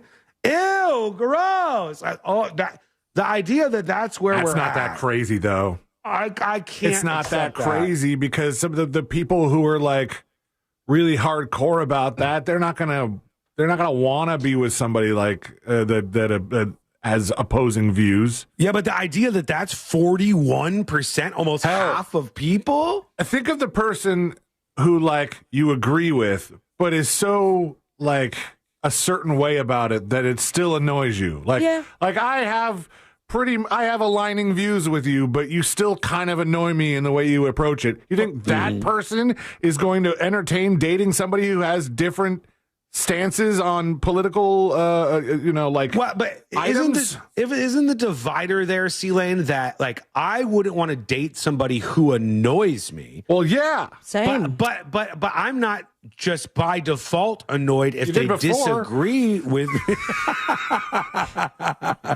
Oh, truth bomb. Joe, I get what you're saying. Forget my argument. I'll see you later. It's a great point. I think you can have opposing views, but if it takes over your entire life, that's not someone I want to be with. Yes, but if you're disagreeing with the person on the fact that if you say this person, it's not because they don't agree with me on these topics, it's because I find them annoying. I think that's more justified. And maybe you'll find it hard to separate those, but I don't. Like, I think what C-Lane's saying resonates with me in as much as sometimes I can agree with somebody. I'll be like, yeah. And then they'll say something, I'll be like, what, dude? Yeah. You're annoying me, bye. It'll be really obnoxious what they're saying. And then I'll see a part of the personality that is away from these political leanings that I find to be annoying. And that I think is fine to focus in on. But like, imagine, I'm saying that person still needs to find somebody. Imagine Courtney couldn't disagree with me, which of course she can't. But imagine that, that there was a world where... Do the magic button sound. If she said something and I was like, what'd you say, bitch? I don't agree with that at all. You shut your mouth or this relationship is over. If in 12 years we haven't disagreed on something, I'm not with a person that I'm interested in. For me, I want a little bit of difference of opinion. I don't want to date myself, for God's sakes. How masturbatory is that? Sure about that? It's weird. Courtney and I disagree on all sorts of things. We agree on many more things. We agree on most things, most core beliefs in life. But the idea that you're like, I don't want to date somebody who I might disagree with, so I need to get it all out right at the front. That's what USA Today says is happening. But again, I don't know if I believe this. The trend has also emerged because of social media, which encourages people to have a hot take about pretty much everything in order to gain attention and followers. The attitude has bled over into other dating apps too. People are now so accustomed to sharing opinions online, it's almost like in order to get traction, you have to have a hot take. On and on they go, but sometimes it goes awry. Well, of course it does. Because how hot can these takes be? Yeah, I don't think most people.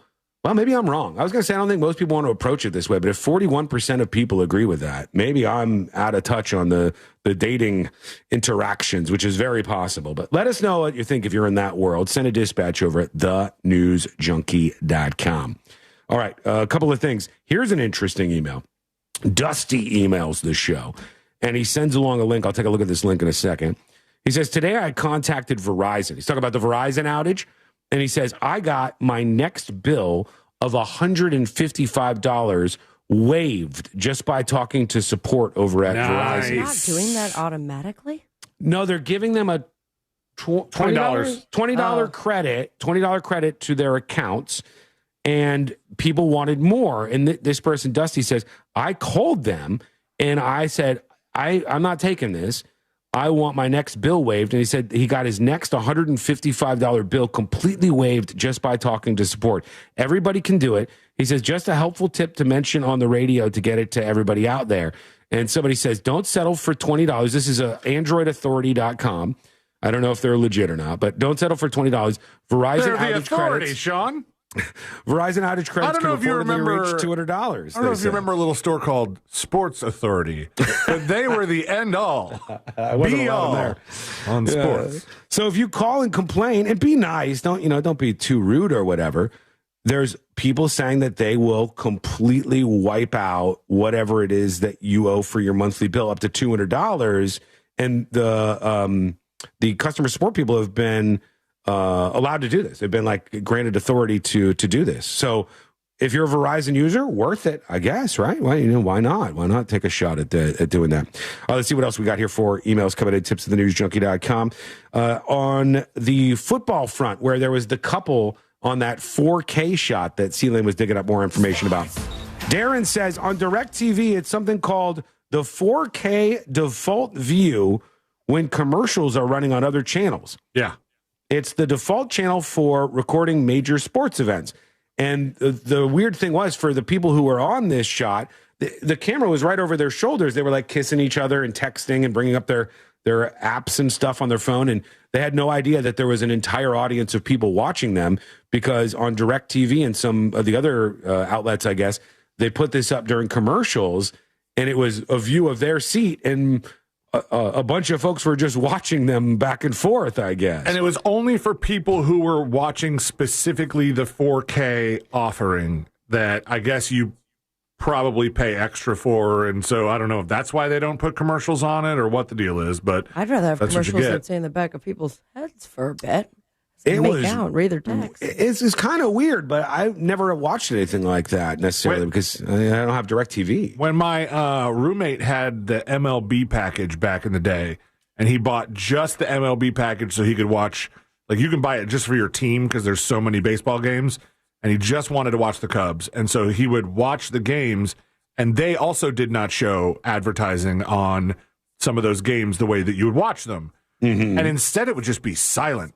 And it was always awkward. I'd be doing something in the house, in the kitchen, whatever, and all of a sudden it's super quiet. And I'm like, what the hell is going on? I turn around and I was like, oh, it's the dead air. It's the commercial break. We'll be back. And I'm like, I almost kind of wish you would just show a wide shot of the diamond and have the crowd noise just so there's some ambience. Right. Or yeah. that's I think why YouTube TV started doing those little they had little jingles playing bing, bing. It's a little more exciting, I guess. Yeah. Steven emails tipsofthenewsjunkie.com. Last one for now. Junkies, OMG, it is comically painful listening to you guys talk sports, and I love every moment of it. What's that? An idea for the most epic April Fool's Day show, Junkie Sports Radio. Just roll with whatever you can think of. Bring on guests like Fritz and Josh, or have Fritz on the street, but all sports related. The most epic show ever. Keep up the good work. Wiggles and Pops, says Steven. I'll see you and Thank raise you. you actual sports interviews. I'll lock those in with professional players. Even the email will prompt it as if we are crazy sports knowledge and see how that goes. We're going to really get into the analytics and stats. We're going to stats crunch or whatever they call it. We're probably not going to do that in case you're trying to tune out. When we come back, we're looking for a big announcement today. There's a big announcement that's coming down the pipeline. We'll get into what that is. People are leaving work today. I'll tell you why that's going on. We'll get geared up for the next episode. Then I have another deal I want to make with you. Let's make a deal here on the show today. I've got another deal. I think I could bridge the gap. We'll see how controversial this is. That as well is on the way, and it's coming up next on the News Junkie. Robots don't get sarcasm. Hey! Welcome behind the scenes, everybody. Now, traffic's starting to get by a little bit better, although traffic's still backed up from Apopka Vineland Road, so expect delays in that direction. Other than that, you won't be running into Hello! the rest of the major roadways, but if you do see traffic troubles, call the Valley. Let's make a deal. That's what we're doing today. Our first deal is everybody stops protesting in areas like churches, at breakfast establishments, at places where people are just trying to enjoy their life, where you obnoxiously interrupt them. You put your protest in public places like it's supposed to be, and we make it a crime to harass people in these circumstances. And that includes people who are outside abortion clinics harassing women who are going to get an abortion. It's a deal I think we should get together on making. Here's the second deal I have for you today. Okay? Let's make a deal. Let's make a deal. ICE will cool down their operations in cities like Minneapolis. If we can make a deal that will get serious about border security, that will get serious about illegal immigration in the United States of America, that will make it so if anybody who has entered this country illegally is convicted of a felony of any type or a high-level misdemeanor, that they are immediately deported from this country. And I don't mean caught up in the system for 2 years or 4 years or 6 years. I mean immediately deported. Let's make a deal that ICE calms down and stops this stuff, but left-wing people get serious about the border finally, because you can't have both. You can't say, I don't care when people flood in, and then when people do something to pull them out, you get angry about that. Let's make a deal on that. Let's make a deal that ICE chills things out. We start only arresting the most serious offenders, and we make an agreement that we can make a deal to finally secure the border so this problem doesn't get worse. Let's make a deal.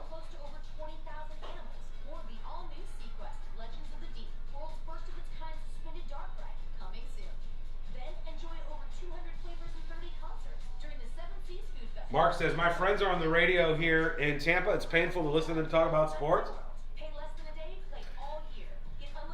I had a conversation with one of the suits at iHeart not too long ago. They told me they were monitoring a show. It doesn't matter what show. But they were monitoring a radio show. And every time this radio show talked about sports, everybody turned off the radio. They told me every time that radio show brought up sports, the audience turned off, went somewhere else. Kind of a good thing I've wanted to stay away from the sports world.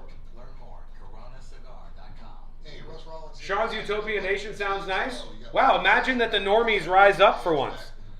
Imagine that the center tells these absolute lunatics who are taking control of the debate every single day and making us all more angry and miserable. Imagine the regular people said enough is enough. Shut the fuck up. Shut up. Stop whining about your stuff for a little while. And let's actually try to fix something. Let's make a deal. Gain more muscle and less effort in the gym. You're going to feel better. You're going to sleep better. And you're going to love a little bit better, if you know what I mean. It's Red Mountain Weight Loss. Don't be fooled. Nothing boosts testosterone like actual testosterone. Door number 3 is the Epstein files. Wait, don't get ahead of yourself. I'm fixing everything today. I'm fixing everything today. When you start testosterone therapy, only at Red Mountain Weight Loss. Book your video appointment today. Go to redmountainweightloss.com or dial #250 on your phone and say the keyword Red Mountain. Wolfman says the illegals who are here have had enough warning to leave on their own so they can come back through the legal process. True immigrants hate these people. Yeah, I mean, I think it's fair to point out, like, what about the dude who's been here for 20 years? What about the person whose family snuck in and then, he was born in the United States? What about these people who have deep roots because other people turned a blind eye and let them in through their policies?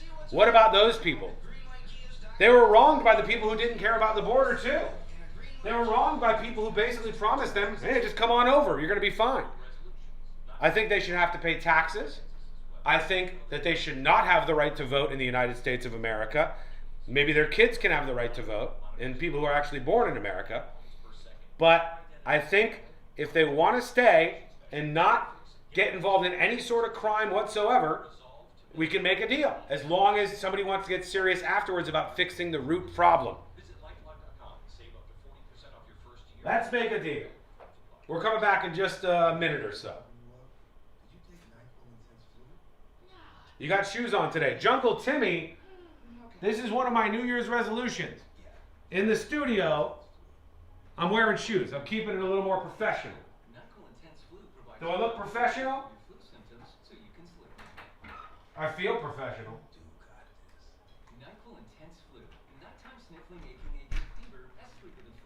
All right, we're coming back. You do got this. NyQuil Intense Flu. The nighttime sniffling, aching fever. Best sleep with the flu. Medicine. Use as directed. Keep out of reach of children. The football postseason lives on iHeartRadio. Here we go. 20, 15, 10, heading to the goal line. Touchdown, Denver. From the official NFL podcast network. Welcome to NFL Daily. Fox Sports Radio. Sam Darnold is going to have to prove to all of us in a big game he can play big. Or local stations that bring you the games live. Knocked away, and it's intercepted. iHeartRadio brings you all of it. Just open the iHeartRadio app and search football to dive in. For all your plumbing needs, go to modernpi.com. Real Radio has your chance to win $1,000. Just enter this nationwide keyword on our website. Friend. F-R-I-E-N-D. Friend. Enter it now at realradio.fm and answer your phone if you get the call. Good luck.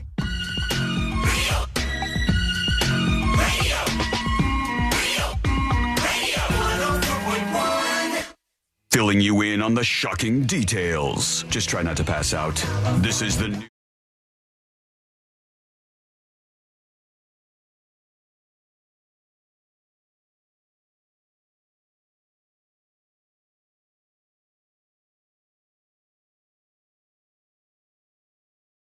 Have some fun.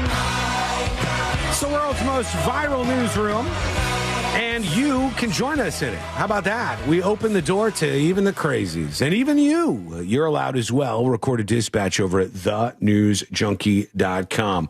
There's an announcement that is being hinted today. We'll get to that in just a bit here. I want to make another deal. Let's make a deal. That's what I'm working on in the show today. I'm trying to fix things. I'm trying to bring everybody together. I have to tell you, just to be real with you, I've been so disappointed with the news cycle so far in 2026. First, I started off the year with 2 weeks of being sick and barely having a voice. So I couldn't get to what was my big goal for the year, which is to start increasing the output of videos on all these social media channels and doing short videos and some longer, more in-depth videos and doing a lot of stuff that can add content and build up the audience and drive in new people to the show. But everything has been ice. It's all ice. And baby, I'll be honest with you. We got Venezuela taken care of within the week. ICE is like the overarching story. Like there's a website that I follow. I don't know if you guys have seen this. I use it as one of my stupid show prep things. But there's a website where each day somebody has this Google sheet and they put the main character, like, you know, today's main character is that each day online there's somebody who becomes the main character and they get all the focus and attention. And sometimes it's like a really stupid thing. Like, for instance, one day it was this guy named Bean Dad who was on a podcast with the Jeopardy host. I remember Bean Dad. Yeah, and Bean Dad was like, I just saw my child struggling to open up a can of beans. And my child was like, I'm hungry. Help me open this, Dad. And he was like, no, we're going to learn a lesson here. You're going to learn how to open that can of beans, and that's when you're going to eat. And then people decided at that point to grab their pearls and clutch hard and say, your child is hungry. Help them. Let them have the beans and let them eat. And Bean Dad became a thing for a day. He was the main character of the day, as dumb as that sounds. Right? So this year starts off with Mom Donnie on the first being sworn in and stuff. Maduro, being grabbed out of Venezuela, and he's held in prison in the United States. The anniversary of January 6th. And then every day the main character has been ice. Ice, ice, ice, ice, ice. I'm not singing the song. Damn, Rob Reiner didn't get a main character day, huh? No, Rob Reiner didn't even make it on the list here. It's been ice every day for the last 2 weeks. Was it Rob Reiner at the end of last year? He might have been, yeah. Maybe it was Christmas. Yeah. Sorry. But I don't even feel like we talked about January 6th that much on the anniversary of it, aside from just acknowledging that it was. We were just getting back. The next day after January 6th, January 7th, was when the ICE officer killed Renee Good, so it's been nonstop since then. It's been ice every day. I don't want to make videos about this. I want to bring people together. I want to share viral news. I don't want to do this. Let's make a deal. ICE will stop going through these neighborhoods and getting lower level offenders, people who perhaps just overstayed a visa or just crossed the border in this country illegally.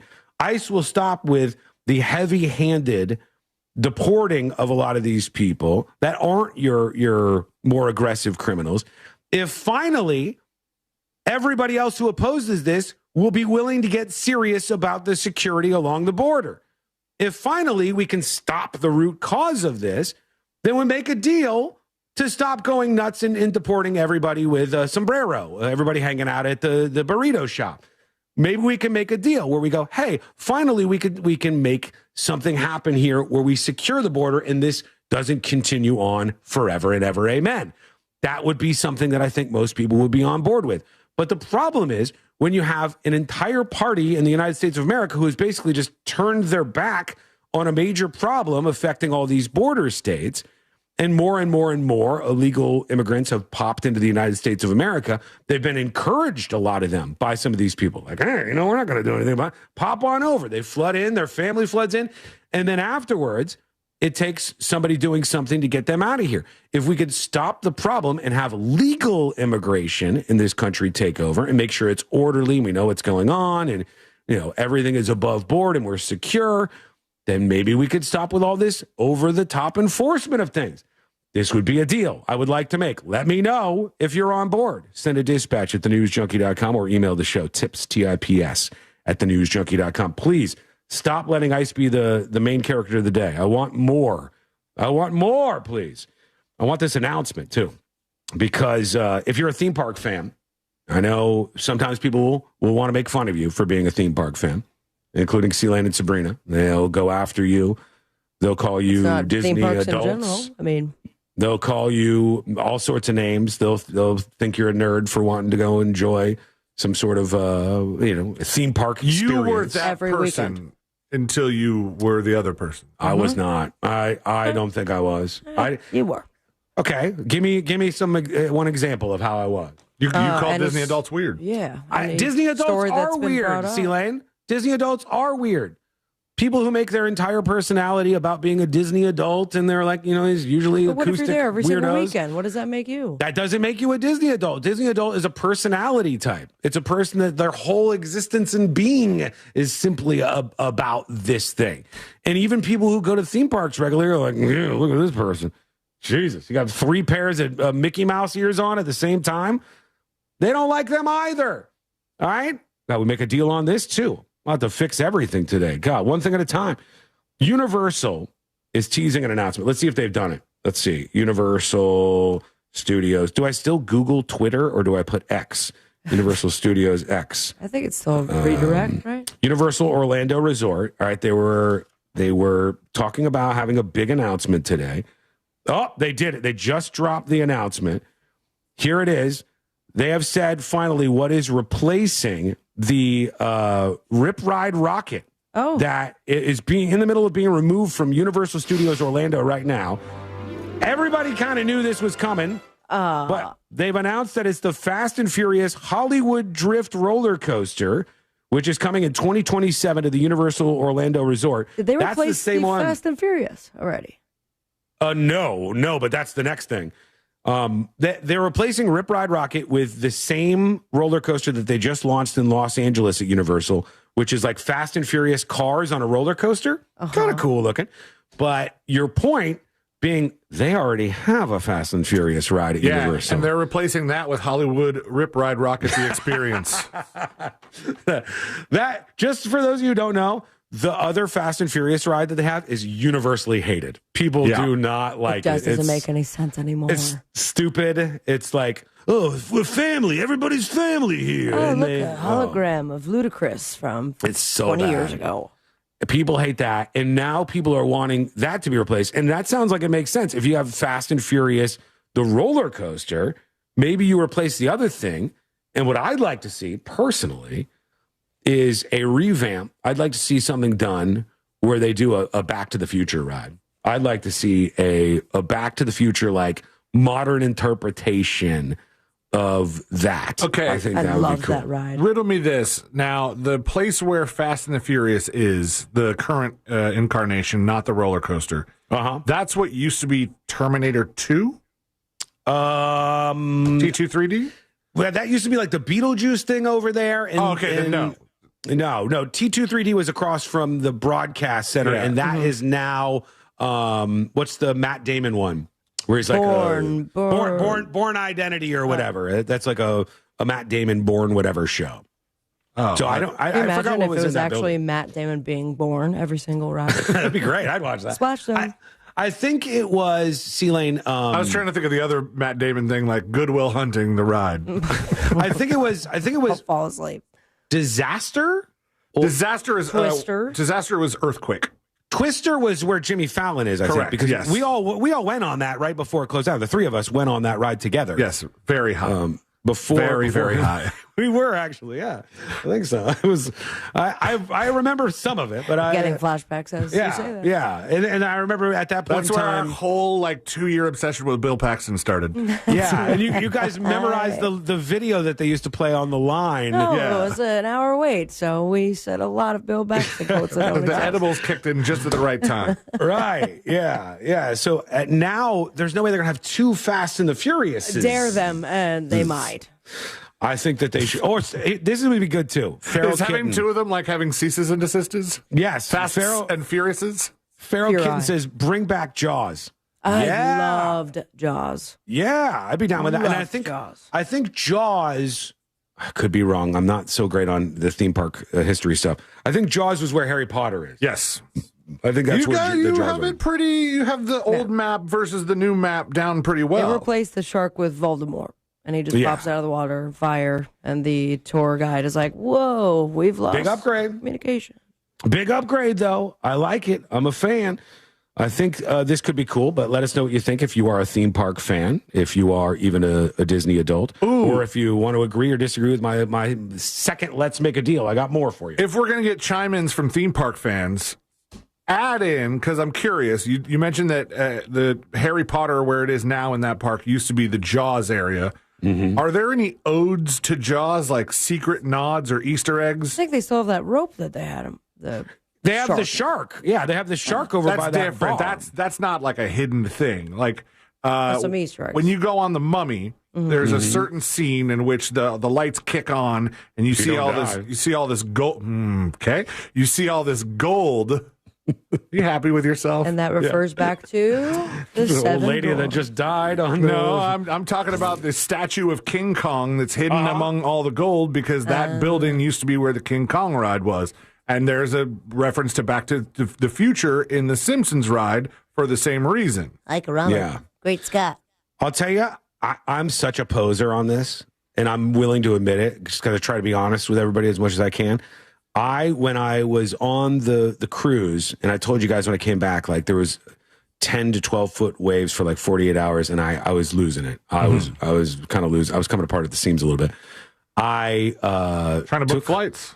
Took some what they call drugs, and I sat on the very comfortable bed on this Princess Cruise Line, and I put on, because Courtney was sleeping, this did not bother her nearly as much, I put on Back to the Future. Nice. I had never watched Back to the Future, the full movie, and just paid attention to it and just gotten the full experience.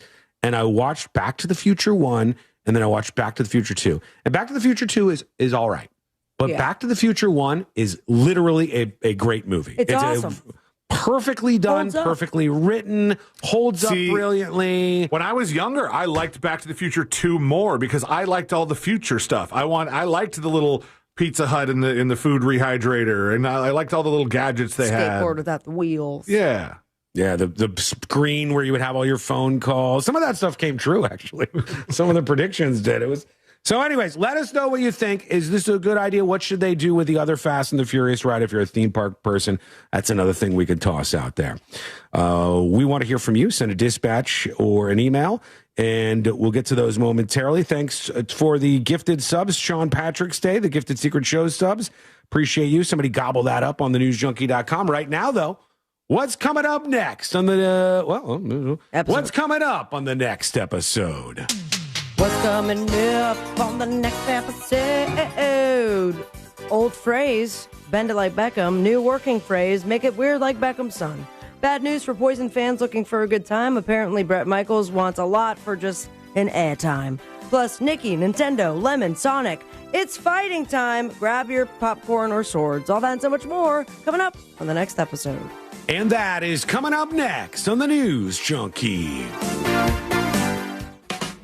Coming up Tonight on Real Radio at 7, it's a corporate time with Tom and Dan. Brought to you by MyEternalVitality.com and Modern Plumbing Industries. At 9 p.m., it's Real Laughs with comedians James Miguel and Ken. And Real Music starts tonight at 10 on Real Radio 104.1. This web. Go Mike activated. Stand by. Welcome behind the scenes of the show. Highs right around the low middle 60s. Still below normal for this time of year. Tomorrow, though, will be a beautiful day. Mostly sunny skies. Highs in the mid-70s. Before we see even warmer temperatures with a couple of showers along the way as we head to Thursday and Friday. Before more rain Sunday. From the Fox Hey, everybody. Team, I'm meteorologist Jessica Dawson. I got more deals to make. Is sponsored by Rasmussen University. I'm going to solve the problems of the United States of America one by one. We're going to make deals. You could qualify to pursue them with a new laptop. Learn more at rasmussen.edu. That's rasmussen.edu. What are the vibes in chat today? Good, bad? Good vibes or bad vibes in chat? At our Orlando open house on January 29th at 5 p.m. to meet with advisors, faculty, and current students like me. From day one, Galen felt like home. It's been interesting. So much help and everything I Interesting how? Because the person that got smoked on Twitch? and it's here for you too. Visit GALEN. Sean, Back to the Future is, in my eye, the purest trilogy of all time. I don't hold the second. Like, I would think the second one is a 7.5 out of 10 movie. But the first Back to the Future is a 10 out of 10. A 5 out of 5, whatever you want to say. 100 out of 100 on the Rotten Tomatoes scale. It is a very close to perfectly written movie. Everything makes sense, as complicated as it is. It was very well executed, and it was a brilliant script. Brilliant. Love it. Let's celebrate. Good now, says Tanya. Good. Good. Sean is going full Howie Mandel. Let's make a deal. Is Howie Mandel the Let's Make a Deal guy now? Jesus. Wait, never again? The music in Back to the Future is awesome too. True. Absolutely true.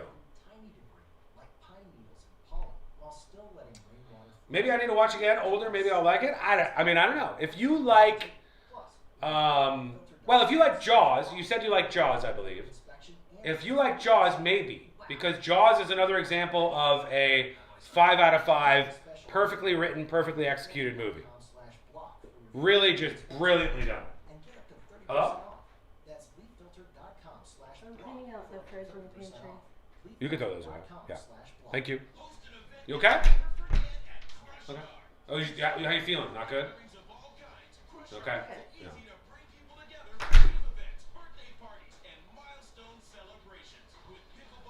90 seconds and we're back live on the show.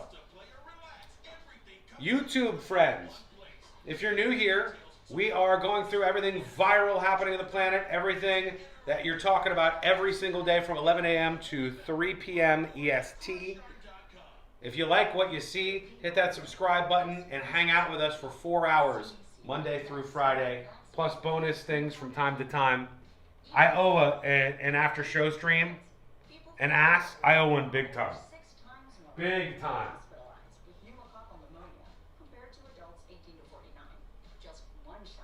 Has Publix called asking how Courtney feels? They miss her? Probably true. Probably true.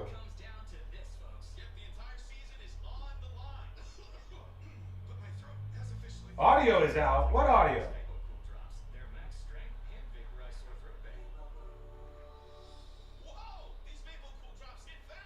Go in and out to get audio again, says Cinnamon. I mean, we're streaming at a pretty high bit rate, so it might screw up for you every now and then. Give it a little refresher, Rooney. We're coming back for the next episode. Well, that fun should have come with a penalty. Vaporize sore throat pain with Vicks VapoCool drops. Use as directed.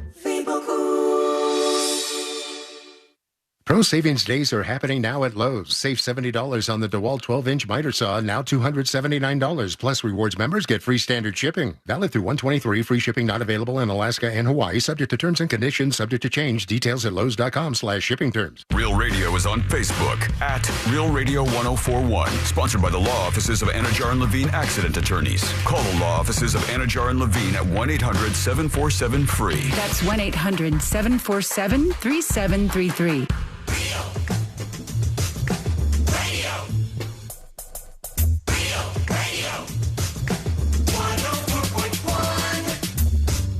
They're best friends, unless they're fighting. Are they fighting? It's the news.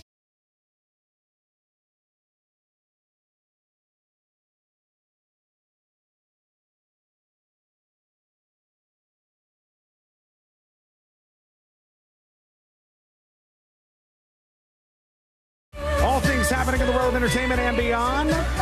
Hello, everybody. Thanks for hanging out with us today on a Share the Show Tuesday. That's just a day where we hope you'll take a moment to tell somebody about this fine radio station, podcast, or live stream, no matter how you're enjoying the show today. Love you for it. Right now, let's get into it. Let's do the next episode. Because there's a lot on TV, you can't possibly keep up with all of it. Even though you should, because what else are you going to talk about? So, the polythene wine. That sounds great. Nothing. Well, it does. It's time for the next episode with Sabrina. Hey, smoke weed every day. Hold up is right. The next episode brought to you by That Mortgage Guy Dawn, thatmortgageguydawn.com, and the Home Loans Radio Show. Refinancing, buying your first dream home, maybe you're looking to start a business. That Mortgage Guy Dawn has your back on all those things and everything in between. Start the process today by going to his website, thatmortgageguydawn.com. Don't miss the boat, compare your quote with thatmortgageguydawn.com. It was 44 years ago. Time do be a flying. 1982. This guy right here. Ozzy Osbourne. Thank you. And it was on this day he bit the head off a goddamn bat. Jeez. Some fan threw it on stage. He's never going to live that one down. He is no longer alive. Oh. Does that mean his nightmare or his purgatory is just always eating this bat? It's just bats flying in his over face. and over again. Biting his head off. And of all places of rock and roll and eating a live bat by accident, did you know it was in Des Moines, Iowa? No, I did not. Ozzy had to be hospitalized for rabies. He also claimed that he thought it was rubber. So double check your bats, folks. Thank you. Now let's move on to 2025 and what would be another 40-year anniversary with this group. Poison. Right. And Poison's 40th anniversary tour is off. No more. Oh, no. Yeah, I know. I was going to get us all tickets for it. Every rose. Don't. I think that's Guns N' Roses. It is It's not. Poison. Oh, well. What's poisonous is not paying Bret Michaels enough, according to reports. It was supposed to celebrate its 40th anniversary, the band Poison, but it's not happening, and supposedly all because Bret Michaels wants to be paid 600% more than them. Okay. All Sounds right. like a good time. Bret thinks he's a little more equal than the other guys, according to Ricky Rocket on the drums. Yow! He wanted the lion's share of the money to the point where it makes it not possible to even do it. It's like $6 to every one of our dollars. You can't just work that way. So I guess it's all canceled. Who else is even in the band? Ricky Rocket, I wouldn't have guessed unless you said that. CeCe DeVille is actually an amazing guitarist. Yow, Bobby. He's a really good guitarist. Who? Bobby Dahl on the bass. I Slapping don't know Bobby Dahl. I could go without Bobby Dahl. Ricky Rocket, who's giving all the juice and is on drums. I mean, maybe he's good, but as far as drummers with those bands, Motley Crue, Tommy Lee just kind of stole it when in the battle of those bands with the drummers. Yeah, so. but he also has a drum that goes like 360. Which is That's a cool. big thing. And a lot of people saw his wiener. Yeah, a lot of people did. Which Rocket is cool. Says finding a replacement for Bret and doing the tour without him isn't out of the question. but it's not something they want to do. That's when you end up at a theme park doing 20-minute sets twice a day. So could be 600% more. Did they give any like hard numbers on this? Because if for every $1 I make, he makes $6. Am I still being paid well? That's a great question, but I guess considering the budget they were going to have for the 40th, it was too much to put it all together. I mean, what did these other guys do? Did anybody else write Every Rose Has Its Thorn, or was it just Bret Michaels? I mean, was he the CeCe guy? DeVille one of the original members?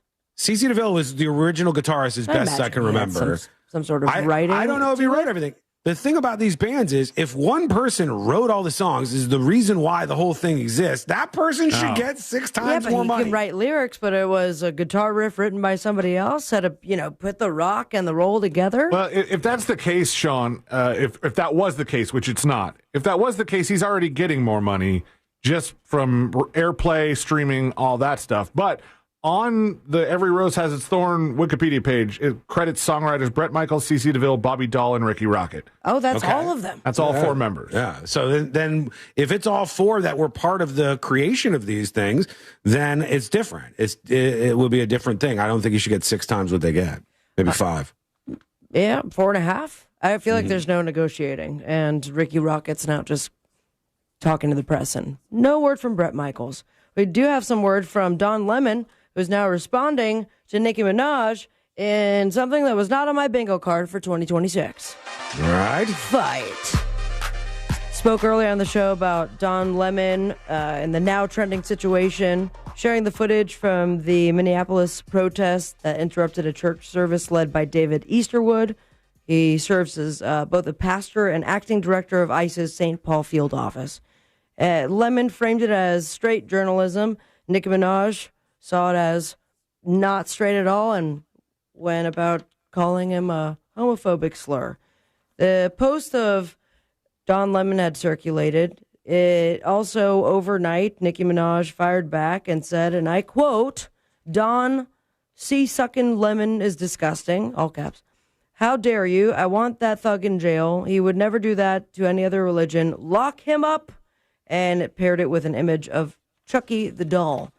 Now, Don didn't respond with his own tweet storm, but instead, this video that I censored and cut for time because there's a lot of dramatic pauses. Let's see what he says. About responding to Nicki Minaj's unhinged, homophobic tweet about me. I usually don't respond to this stuff, but let me just say this. Nicki Minaj, stop talking about shit for which you know nothing about. This is out of your depth, by the way. And you are a homophobic bigot. You don't care about African Americans. You're not an African American. From what I know, you are reportedly an undocumented citizen, so you should be deported under Donald Trump's rules.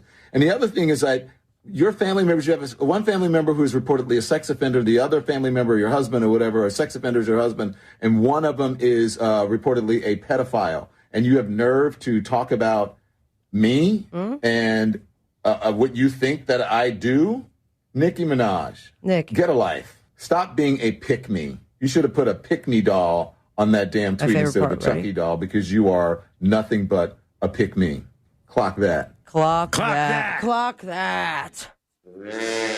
So clock that. What does clock that mean? At what opportunity do I say clock that? After I own somebody? At the end of owning laying somebody. it down. Yeah. Or if you maybe are like running really fast and you want someone to give you your time. It's a weird move to be like, look, deporting all of these people from ICE is super bad, and also Nicki Minaj should be deported from the United States of America. I think unceremoniously, adios muchacho, her out of here. No, she's saying throw Don Lemon in jail. Maybe they'll share a cell or something. Gen Pop style. And finally, why share a cell when you could just have this lady's clothes and other items? Cyndi Lauper. Yeah. Yes, that is correct. Points to Sean. Cyndi Lauper has announced she will be selling items from her closet to her fans in a bid to raise money for charity.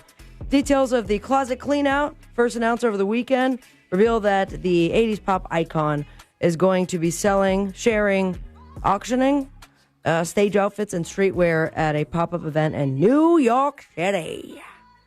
Taking place at, write this down, 192 Orchid Street. Is there actual, like, iconic Cyndi Lauper items that people would want? I think there's like isn't there a jacket with frills on it from that music video? Or just like she wore it a lot Probably. every Yeah. time? Yeah, there's like colorful stuff that she used to wear that probably would stand out. There's a lot of stuff, unworn pieces as well. And the charity's going to be Girls Just Want to Have Fun, Fundamental Rights. See what you did there? Co-founded by the Time After Time singer back in 2022. So if you're in New York and want some of Cindy's crap, be sure to show up today at that address I already forgot. On the Boob Tube, we have got Coast to Coast Tuesday with the Rockets and the Spurs, Nuggets and the Lakers. I hope everyone just has fun. Series premiere, Star Search on Netflix, WWE Unreal on Netflix. And you can catch Will Smith getting jiggy with Fallon. All your dreams of me on Instagram at Sabrina Amber. Most importantly, stay with me, America. Smoke weed every day. Thank you, Sabrina. Did you guys actually watch the national championship game last night? Not much of it, no. No, I've been watching his and hers. I'll have to tell you, one of the only moments where I was like, whoop, I was wrong about that. I go, oh, here we go. They're about to do the national anthem. Oh, it's the guy from the latest season of American Idol. People are still watching American Idol. And then the guy starts singing the national anthem. Whoever that dude is, holy cow. That guy drilled it. In Simon the bar, Cowell will get a paycheck for that. as soon as he got to the end of the national anthem in the bar I was at, I was like, yeah! Wow. Dude drilled it. Whoever that dude is, the guy from the last season of American Idol who sang at the halftime for the national championship game, kudos to you, my friend. You have a beautiful voice. And I tried to downgrade you because I thought no one cares about American Idol anymore, which they don't really. Most people don't really tune into that as much. Jamal Roberts. Bro, Jamal Roberts, absolutely banger voice. Just really, really good. So shouts out, friend. All right, when we come back, people are leaving work. Why? Why? We'll tell you what's going on there. I got some more deals to make on a Let's Make a Deal kind of day here. And also a very, very surprising story about some new technology that I think everybody needs to know about, certainly before you buy another phone. So don't miss this. That and all the rest is coming up next on the News Junkie.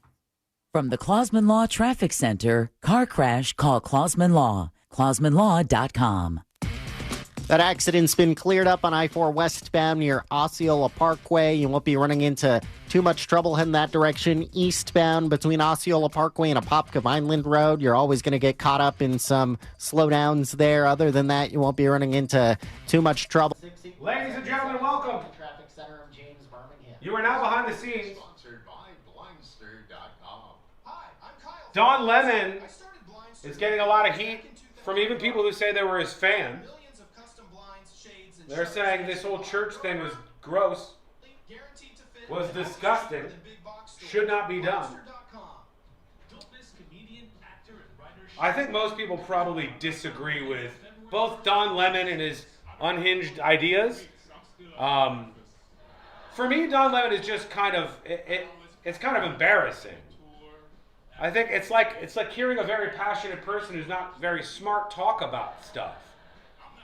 I don't think Don Lemon's a smart guy, legitimately. I think Don Lemon might be a 110 IQ personality. I don't think he knows much about much. He was bad when he was on CNN, and he's worse now that he's not.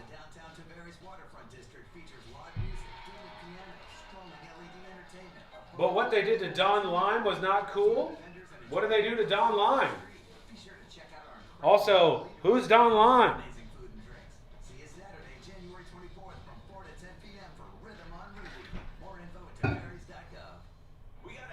I enjoyed him on New Year's Eve.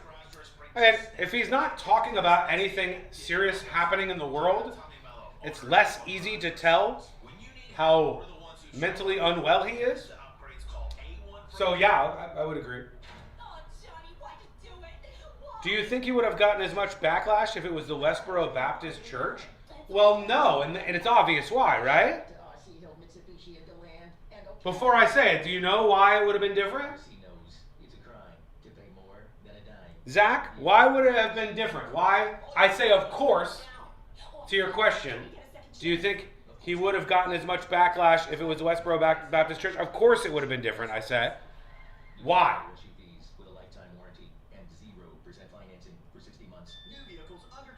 Some guy shot a bird at Orange Man. It's on video. Well, yeah, it's not exactly breaking news. People have literally shot at him.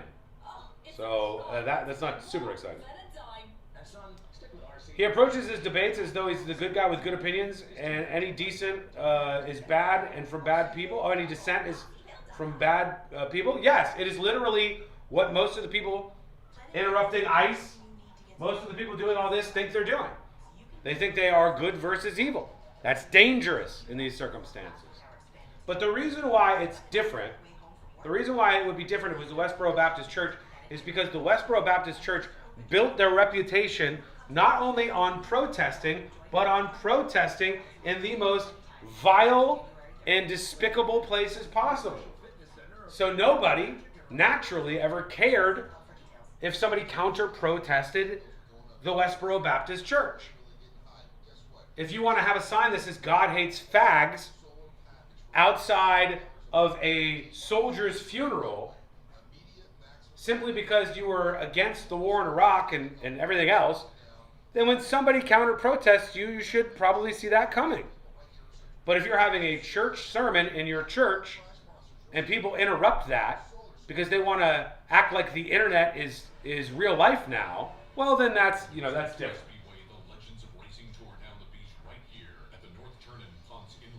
And today, that legacy roars on at Racing's North Turn, voted best beach bar on the coast. Hatfield says 110 IQ is above average in America. Sad. It's above average in the American media landscape. That's for sure. I think the Westboro Baptist Church is trash, but it's still a church.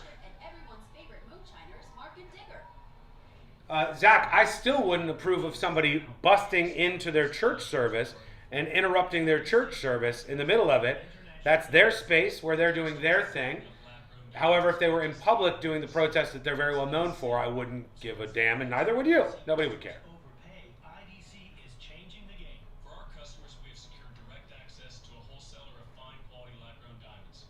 I thought it was God hates flags. Well, those two.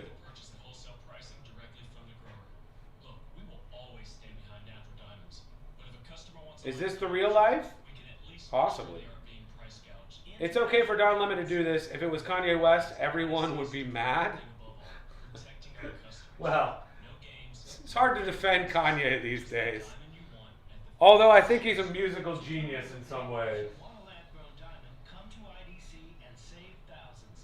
I'm not exactly going to join all those loser streamers in the club in Miami rocking out to a Heil Hitler song. I'm going to hard pass on that one.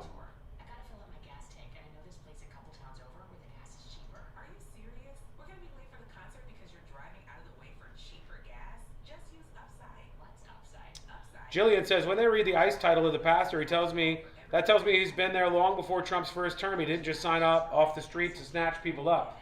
It's none of their business. It doesn't matter. It does not matter. It is none of their business. They do not have the right and one true opinion. Their belief set is not somehow morally superior to everybody else's just because they believe it. Mind your own business. Here's my next deal with you. My next deal with you is if you don't like what's happening, win elections. If you don't like what's happening, I don't care if it's in the country or in your state or in your city, win elections. Win elections and elect people who will impart the change that you think is so popular and so needed in your area. That's how democracy works. It's not about losing and whining and fighting afterwards. No, it should be about going out and building up people who agree with you and changing things to be the way you want them to be. Let's make a deal.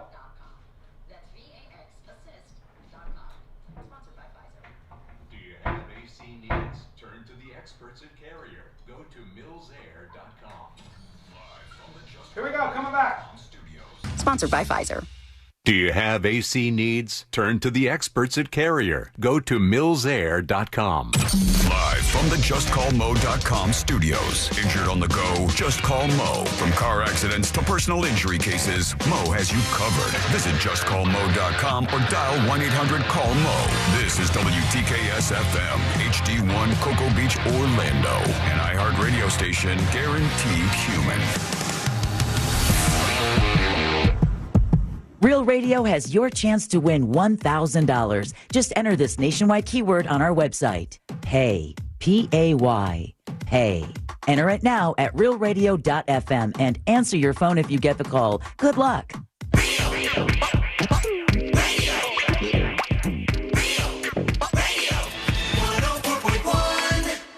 Back to the three best friends you never knew you had. This is the News Junkie.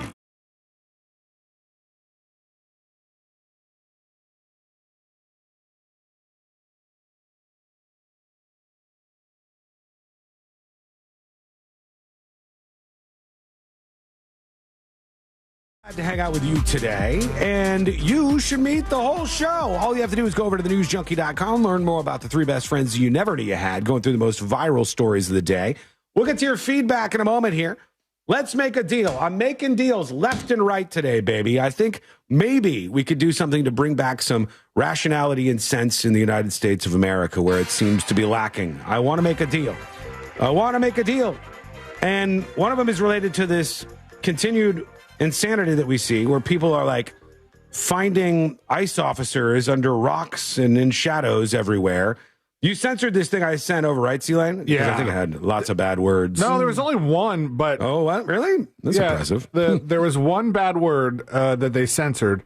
They also self-censored the word predator a lot because, we have to do that these days to feed the algorithm. They don't have like a fun word like they have for... predator or something like that. They should have, stupid. It boils me all the time. But anyway, the particular word that they had... Who doesn't say that? Was... Boils me all the time. Boils me. It boils my blood. If your blood is boiling, it's mind-bottling. It literally bottles up the mind. But no, they somebody said bull S in it, and they censored bull. They didn't censor the S word? They censored bull? Oh, okay. God. What radio station do these people work at? All right, so this has all been cleaned up and brought to you. You might have seen this going viral on all sorts of platforms on the internets, all over the social medias that you know and you love and you hate and all the rest. Facebook, that Instagram, one, that Twitter, one, and that y'all one. And it's these people who once again thought they found some ICE officers, just like they saw the guy with the rented car and they thought he was an ICE officer, just how they saw the dude in the camo jacket and they thought he was an ICE officer, and just like they thought one of their own protesters was an ICE officer, just like they thought the two coding bros at the store, because there had been some online report of ICE interactions in this restaurant where they were eating. They thought they were ICE. They're seeing ICE in all the shadows. And I want to make a deal on this, but first, here is what's going on. This was people at this cafe harassing these folks who they thought were ICE officers, but they weren't. Let's listen. We're not with ICE. We're not with ICE. We know you are. So ICE, Border Patrol. See, I love this. We It's know like, it. we know you are. Like, so they asked them, we know you're with ICE. They're like, we're not with ICE. And they, we know you are. You're with Border Patrol. You're lying about this. We're not with ICE. Cool. We know you are. Cool. So ICE, Border Patrol, Louisiana. Internet crimes against children. We hunt online. Oh, yeah, cool. He said, we're with Internet Crimes Against Children, which is this like some YouTuber thing or is this like a legit organization? I mean, I don't know that they have any government sanction, but they are apparently a group that hunts online predators. We're with ICAC, he says. We're with Internet Not Crimes the greatest name. Against Children. And he said, we hunt online predators. That's what he said. We're with Internet Crimes Against Children. Internet crimes against children. We hunt online. Oh, yeah, cool. I don't really buy that. I don't really buy that. Online predators with all of you in tinted windows. He said, you're hunting online predators and all of you have tinted windows. That's right. That's a new symptom We that you're know that pedophile one of the bad hunters guys. don't If you're ever a bad use guy, tints. if you're a bad guy, you have tinted windows.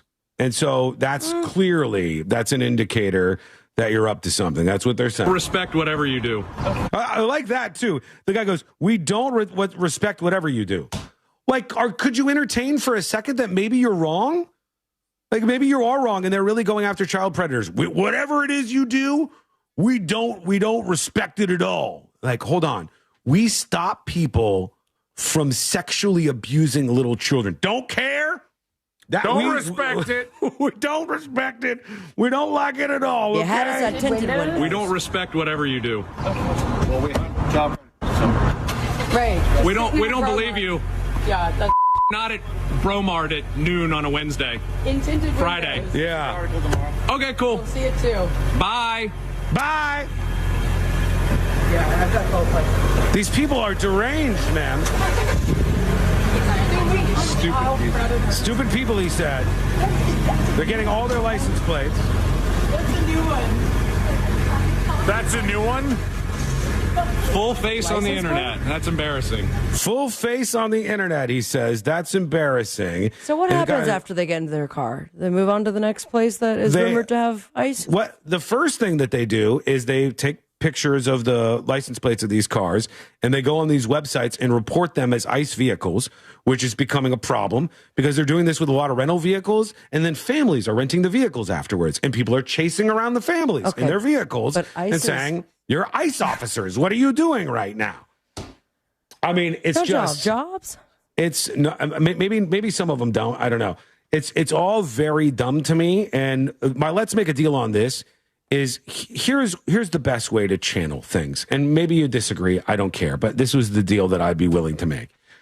If you disagree with what's happening in this country, if you disagree with the president, if you disagree with ICE, if you disagree with what's happening in your state, if you disagree with what's happening with your local government, find like-minded people and try to win elections. Okay? This is how the system works. If you think X, Y, and Z are wrong with this country and you want to fix them immediately, the correct way to respond to that, you can protest or whatever, as long as you're like in some public place, not being terrible and breaking the law. But if you want to change that, go find like-minded people, have a popular platform, win elections, and elect people who will change things in the United States of America to be more like you want to see this country. That's how this is supposed to work. That's the deal that we're supposed to have. Not that you lose and then you just go nuclear because you're on some moral crusade. Go find people who you agree with. The midterm elections are this year. Go find all of the people that you agree with, lift up their campaigns, say this is a better vision for America. We want these people elected. Immediately you will have a power shift. And we'll probably see that. We'll probably see that in November of this year with a midterm election. Put your energy towards that. Putting your energy towards chasing around randos, including people who may or may not be chasing after child predators, is such a complete and total LARP. It's a waste of time. It's a LARP. You're pretending out there like you're doing some giant moral crusade.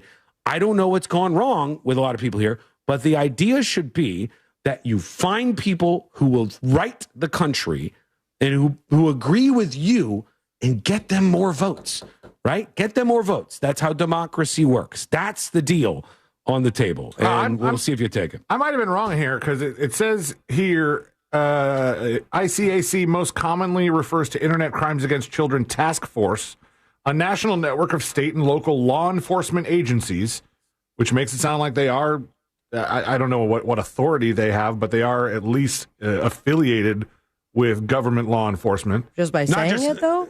Not just some YouTubers, at least? Right. I mean, that's what this says. The National Network of State and Local Law Enforcement Agencies fighting online child exploitation and abuse. And then there's also a list of other things ICAC could stand for, which has nothing to do with it. Right.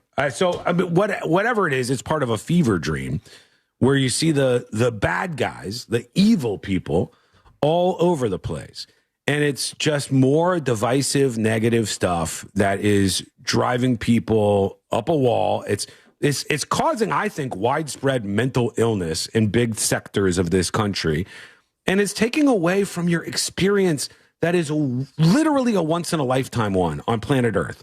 Have fun. Enjoy yourself. Fight for what you think is right. but do it in a way where you're going to win the next election and people in charge will change things to be the way that you want them to. Or there is a possibility that most people don't agree with you. All right. And that's how democracies work. If you get outvoted, if the other people win, things go in a different direction. You don't get to just always have it your way, no matter what. You got to make it a popular movement, at least. All right. We'll see what you think about all this. Send a dispatch over at thenewsjunkie.com. I don't know if those people were like real deal, actually going after pedophile people, but it didn't seem like they were ICE. Once again, it seemed like it was just some random person that was being chased down. There are people protesting today, I guess, not going to work or leaving work. I don't know if everybody will make it through the show today. Maybe they'll pick up on this protest. There's people leaving work today. Or no, I'm pretty activated in my community. There are people who are leaving work today. Let's see what's happening. Tens of thousands of Americans are expected to walk off of their jobs and out of schools to protest President Trump's first year back in office and his policies. Oh, that's why. Nation's Ryan Bash joins us from downtown This is a Tampa, 1 year where anniversary. some of those protests are planned for today. And Ryan, today's walkouts are expected across all 50 states. What are demonstrators hoping for here? I haven't seen any of this actually happening. Asking people. You guys got CNN there on at HQ in the studio. Is there like are there protests going on that they've been showing or no? Full commercial. So just commercial right now. Okay, because they're saying like nationwide walkouts, protest the first year, but I haven't seen anybody actually doing it. Literally just walk out of work, walk out of school, don't shop, all in protest of President Trump's first year back in office. It is a coordinated nationwide call to action with 5 walkouts planned across the Tampa Bay area, including here behind me at Tampa's downtown City Hall. Another deal I can make today is if you're saying walk out of school, if you're a student, no, get your ass back in school. We can talk when you learn how to read and write.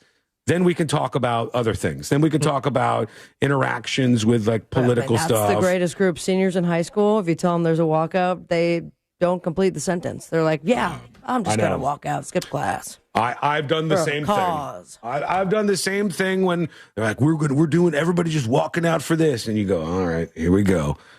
And everybody would be like, taking part in some grand movement that none of us really understood at all. I want kids to learn how to read. I want them to learn how to write. I want them to learn about history, actual history, before they get into all that. Let's keep it away from the schools. Let's keep it to the adults if they're going to do it. But are you doing it? Maybe. Let us know. Send us a dispatch today at thenewsjunkie.com. A couple of emails. Some of you are strange. This person, Andy, says, I would date a Nazi supporter if she was totally hot. Far as the hot take dating, he said it wouldn't turn him off. I think I know somebody who's had that hookup. This is A. Kester says, Junkies, I'm a pretty big hockey fan. The playing surface is called the rink or ice, and the arena can also be called a barn. Oh, I've never heard that before in the ice hockey world. Okay, yeah. At the barn, he says, goalie fights are really rare because they don't even interact, so I'm not even sure how the beef can get started, he said. The internet, next. The only one he could think of was 1997 NHL season, where there were games between the Red Wings and the Avalanche, where there was some goalie fights. It was one of the most famous fights in NHL history, he says. Very cool. A lot of people who are emailing about that particular topic. Thank you for the extra information, especially on sports-related stuff. And I appreciate it. Let's see what else we have. I've got more dispatches. Have we done any dispatches?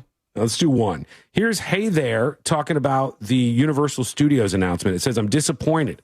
Disappointed about the Fast and Furious roller coaster. Okay. Ugh, I'm disappointed. I'm annoyed. I think many people suspected that Hollywood Rip Ride Rocket at Universal Studios would be replaced by Fast and the Furious Hollywood Drift.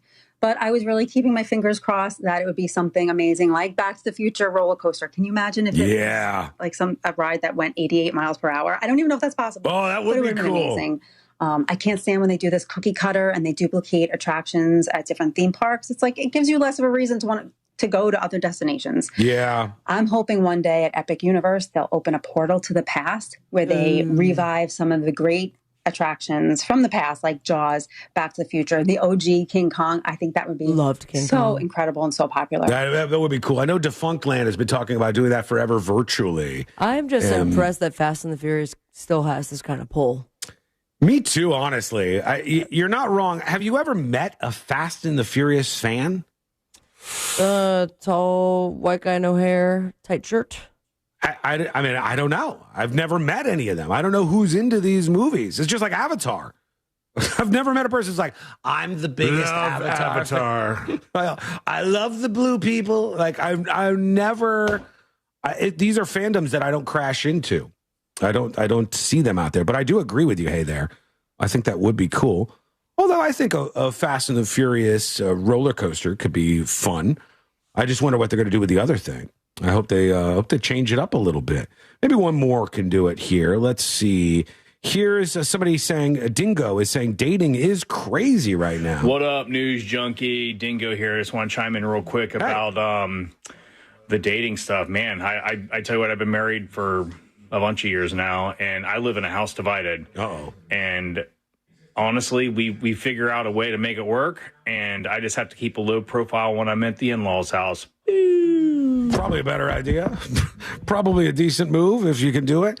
I saw something the other day that made me so sad. It was this young woman filming herself, and she was like goading her mom. And she's like, "Do you see this video? Do you see this video? Do you agree with me now? Do you agree with me now?" And they were talking about who knows, ICE or whatever. It doesn't matter. Whatever the thing of the day is, the political people thing, right? And they were talking about whatever the thing of the day was, and the mom was like, "Can we not talk about this? I don't want to talk about these things with you because you'll threaten to not let me see my grandkids anymore." And I'm like, damn, that's so brutal that we have like divisions happening where people cannot agree to disagree, where people are like a mother would keep grandkids away from a grandmother because of these like divisions. Like, that sucks. Maybe that's just me, but I don't like that. I teased this earlier, so let's work it in here, and let's do it before we get any dispatches from the Samsung people. I don't even know if this is Samsung. Yeah, it is. Yeah. Well, no, it's the Realme phone. I've never heard of a Realme phone, but a new piece of technology. The Realme. Let's look up the price on this. Realme P4 Power 5G. And all spelled like you think it's spelled? Realme is all together. Realme, Realme, and then it's the P4 Power 5G phone. And this thing has a, C-Lane, you might know what this means, a 10,000 mAh battery. 10,001 mAh battery, which this says translated into real life usage. It gives you this new phone will give you 932 hours of standby power, 32.5 hours of YouTube streaming, and 185 hours of listening to music on a full battery charge. Wow. That's pretty good. Yeah, and regular usage, if you're not one of the YouTubers that watches for over a day, they say you could, for a week long, not have to charge your phone. That's crazy. That's kind of a game changer. If you could have a charge for like a week long. Sounds heavy. Is it not heavy? Are you guys with me on this? Aren't you? Does that pique your interest way more than a phone that folds?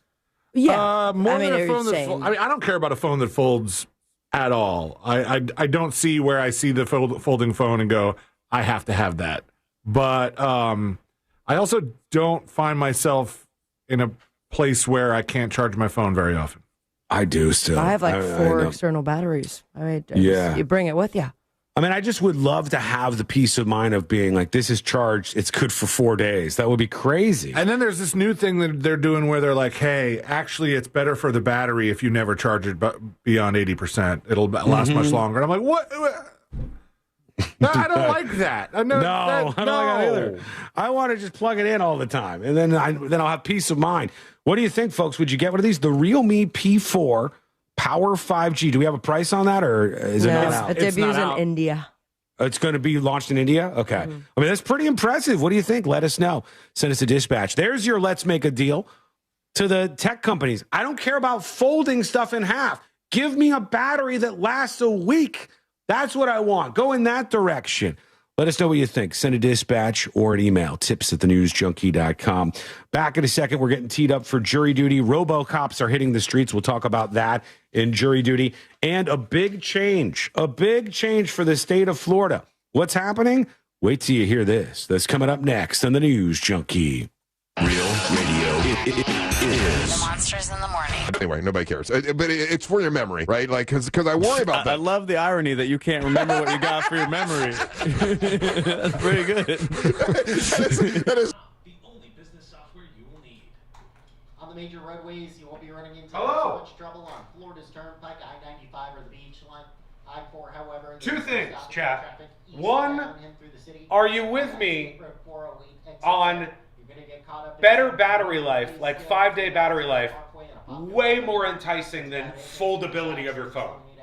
See traffic troubles, call the Valley. My phone is thin enough. My phone is good enough in most ways. That is a sales point to me.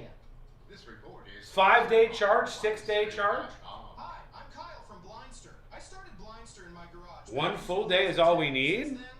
Why wouldn't you want more? Shades and shutters nationwide. Our blinds are DIY friendly. Why wouldn't you want more than And that? always cheaper than big box stores. Blindster.com. Anything beyond a full day isn't even necessary? Of course it is. Especially if you were, let's say you were going on vacation. Isn't that pretty useful? If you were going on vacation? Especially if you're like going to Europe for 4 days or something. You're like, I don't even have to bring a charger. I don't have to bring a European charger. That's a specific case, but.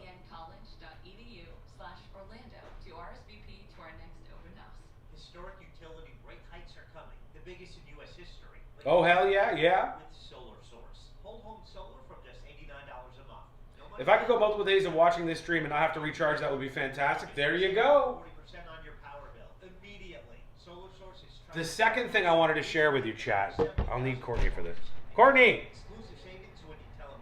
What was that movie that you told me about? Visit solarsource.com/monsters or call now and lock in your rate before energy prices. Please do. Thank you. There's a movie coming out next week. That sounds awesome. I want to know if everybody's on board with it.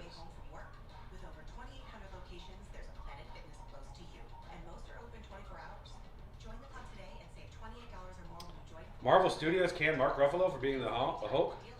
Send help. Not me. Not me.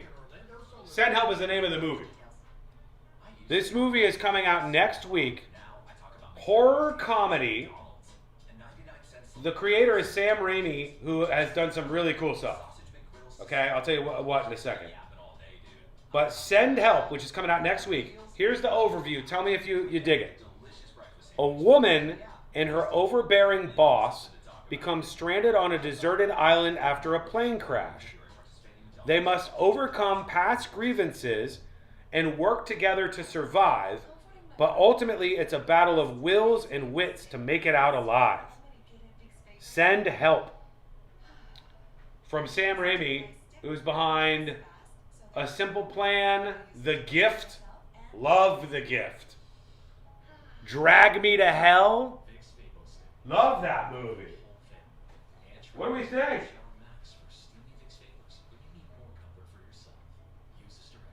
We're coming back now. It's that easy. That wasn't that long.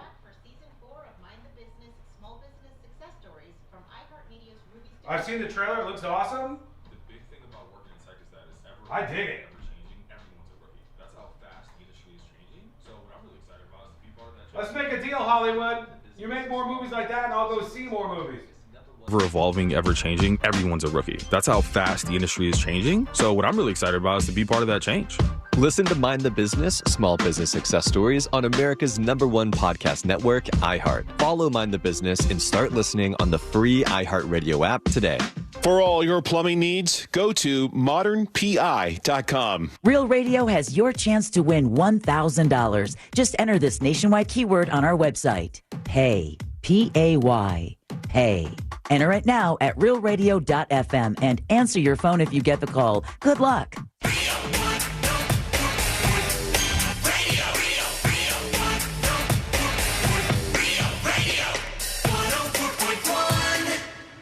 Because the newspapers don't come with cliff notes or potentially offensive accents.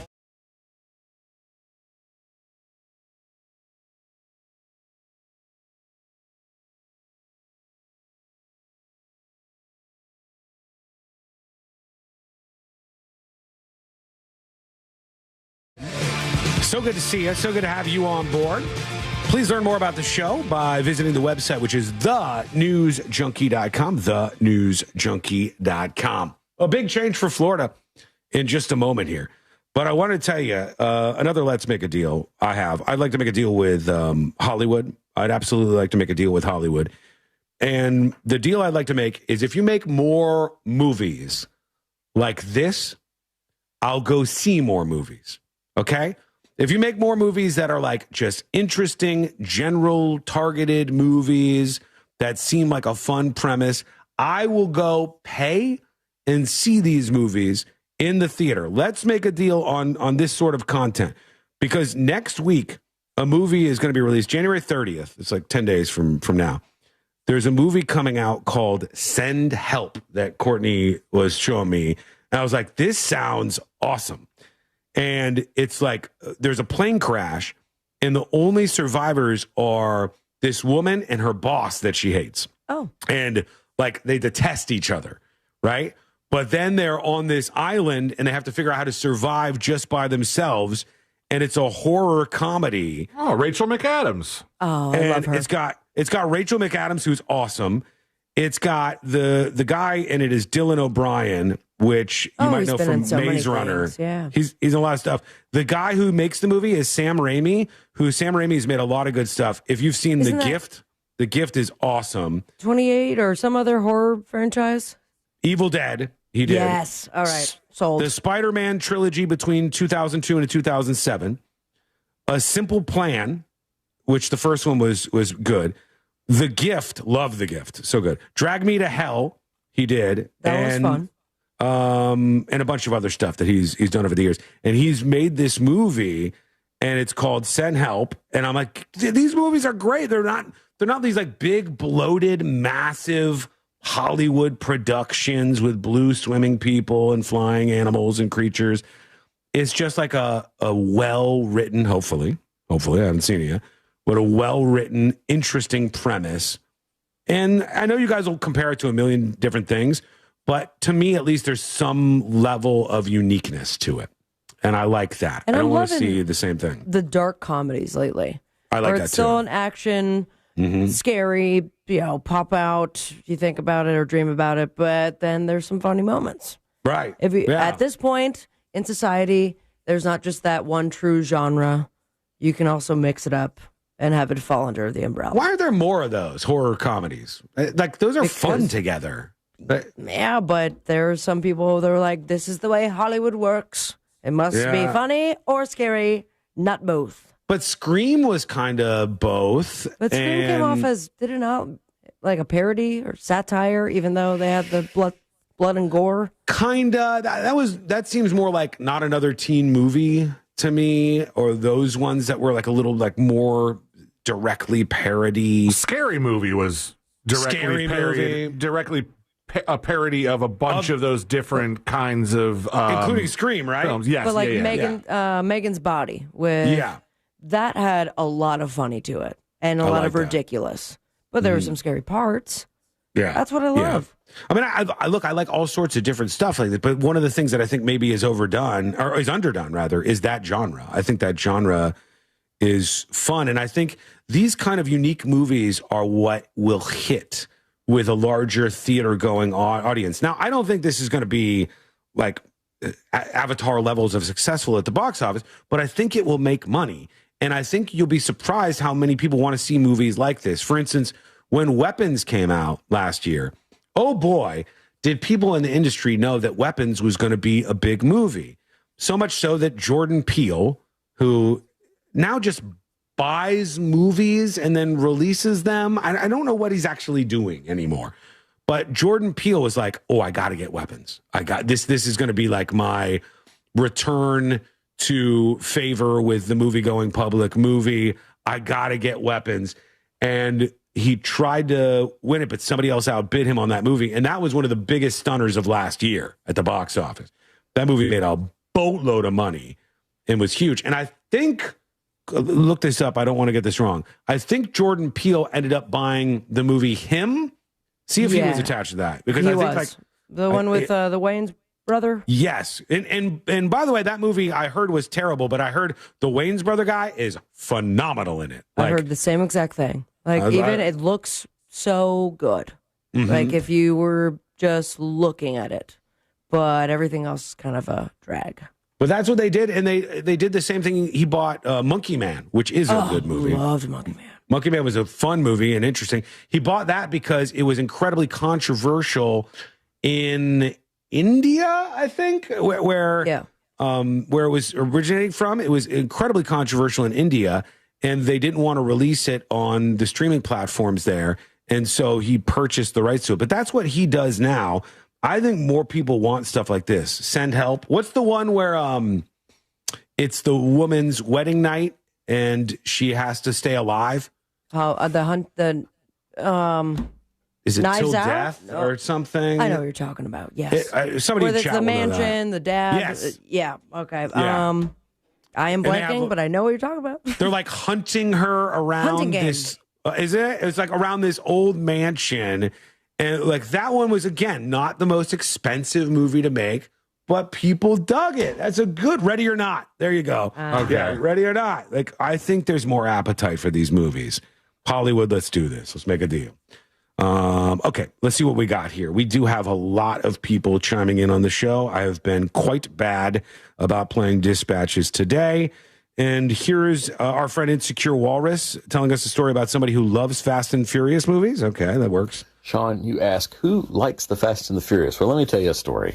I was once a big fan of the show Roswell. It was on the WB in the very late 90s and or early 2000s, one of the two. It eventually moved to the UPN. But anyways, I was a big fan, and I found out there was an IRC chat room on the fan forum page called crashdown.com for the TV show Roswell. Okay. I wound up befriending a girl who was in that IRC chat room.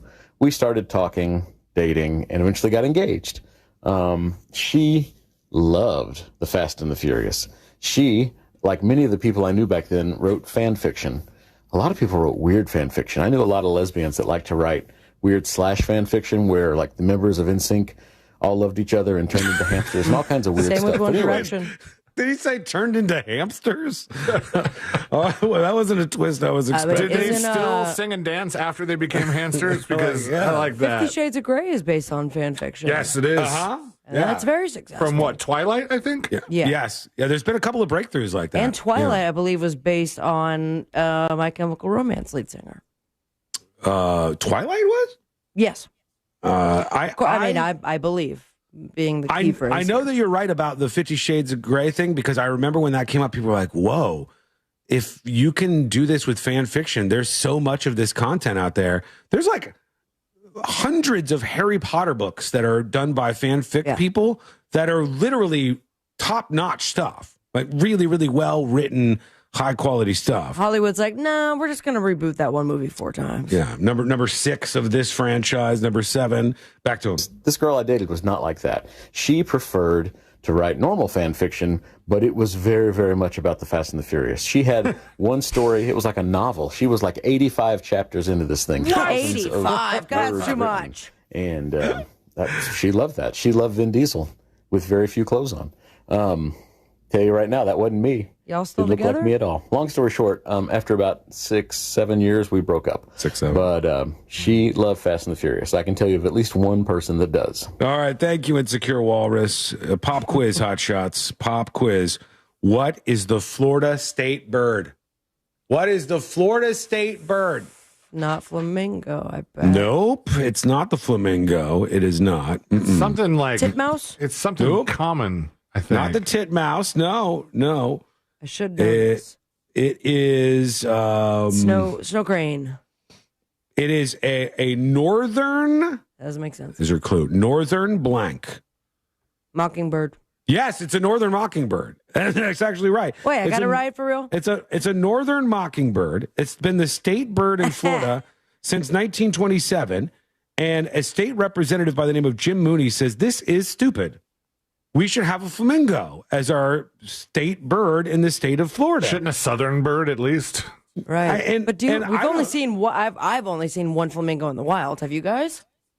I don't know if I have. I almost caused an accident on a freeway because I'm like, that's a flamingo. That should be a requirement. Are flamingos out there in the wild in Florida? That should be like a definite requirement. I can speak of one, but all right. There's at least one out there. Now I think the state bird should be attached to what bird you would see when in that state.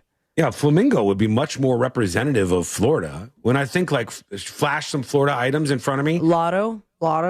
Beaches, all these things on you the beach, Sean? associate with Florida. Well, it's not about where I am or anything. It's like, what do I think of when I think Florida? I think beaches big time because we're a peninsula. And I think of theme parks, because Orlando's dominant, obviously.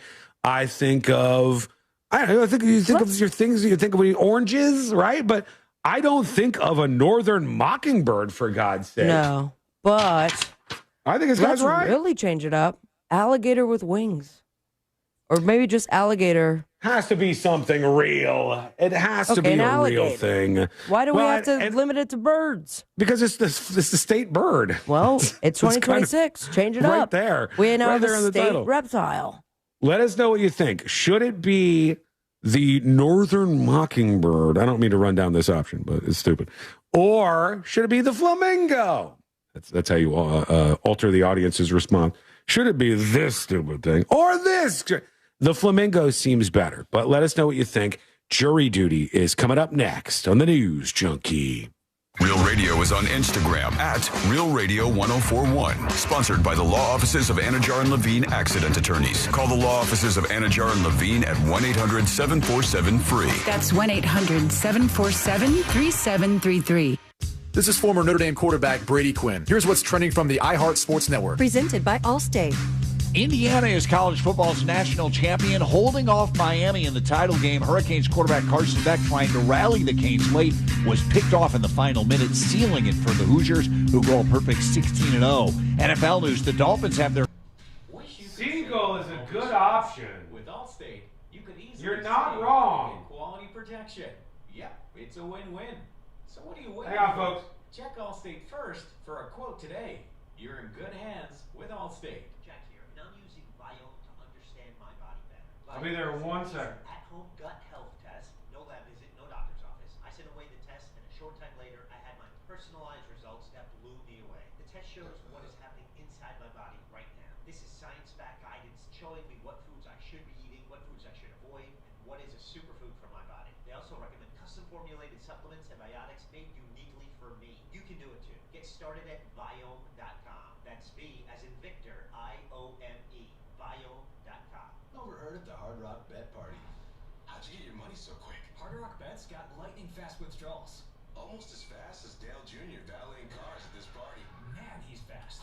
Hard Rock Bet's withdrawals have given me new motivation. Tips are appreciated. Tips? Sportsbook. Roll with us. New players bet $5. Bro, what did you just say? Bonus bets if you win. Payable bonus bets, not a cash offer. Offered by Seminole Tribe, Florida. Must be 21 plus and physically present in Florida to wager. Terms and conditions apply. If you or someone you know has a gambling problem, please call 1-833-PLAY-WISE. Hey, Russ Rollins here. Guys, you know what? If your T is low, you got low testosterone, it's time to get your edge back with Red Mountain Weight Loss. And if you get Red Mountain Weight Loss and dental testosterone... Heads up, I think we're going to get some pretty juicy stuff from the Supreme Court here. I know that probably doesn't make sense to you, but we're going to get the Supreme Court verdict, the Supreme Court response to Trump's tariffs, which that could be big. That'll be very interesting. There's a lot of other big issues. It's Red Mountain Weight Loss. Don't be fooled. Nothing boosts testosterone like actual testosterone. It's a game changer, and you're going to look... Clip of Gavin Newsom, the governor of California, which I don't know if you guys saw, but I guess Denmark started a petition to purchase California. At Davos, Governor Gavin Newsom from California said European leaders were complicit and pathetic in how they handled President Trump, adding that he should have brought a bunch of knee pads for them. You get it? It's like they're gay. That's the joke.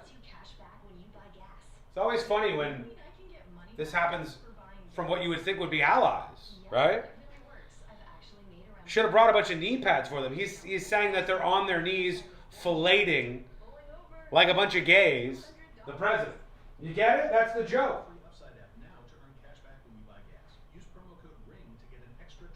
Jury duty's coming up next. Or we could trade California for Greenland. That would be, my friend, a terrible deal. California is rich because of the movie business in Hollywood, because of the tech industry. A lot of it is the tech industry. And because they have one of the most important ports on the West Coast. That's why California is such a wealthy state. That's why their state economy is bigger than a lot of these countries. It's not because of their policies. One of their things is location, and the other thing is industry. Big industries that make California a lot of money.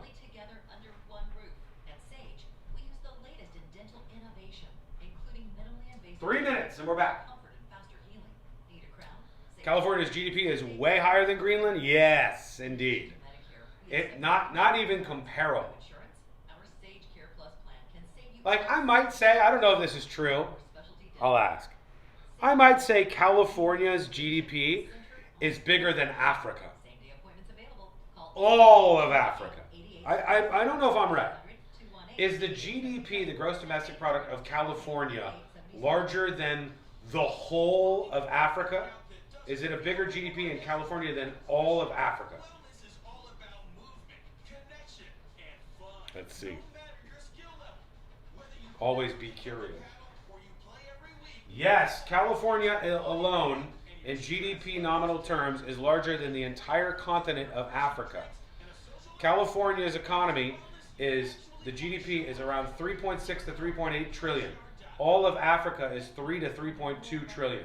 California is larger than all of Africa combined. A continent. That ain't a deal. 2 minutes.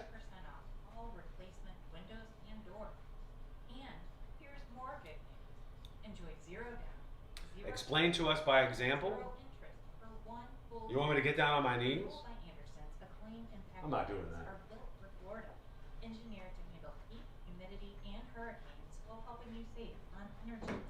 All right, we're coming back, folks. January 31st, so don't wait.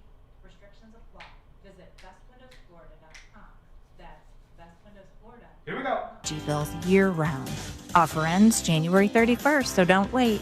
Restrictions apply. Visit bestwindowsflorida.com. That's bestwindowsflorida.com to schedule your free in-home consultation. License number CGC 1527613. Renewal by Anderson, where comfort meets savings.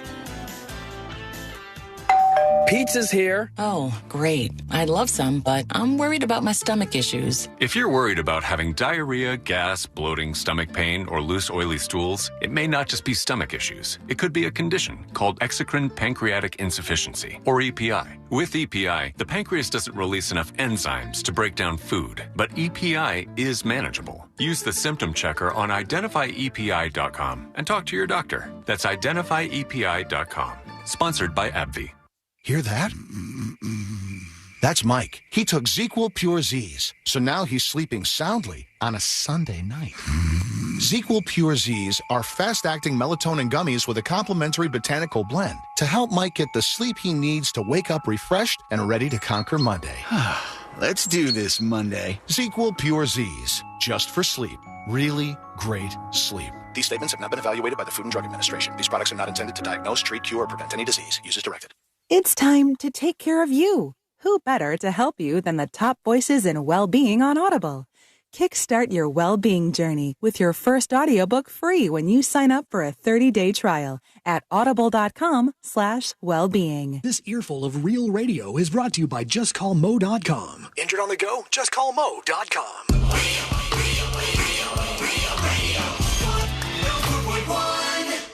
Dispensing unsolicited advice on a wide range of pointless topics.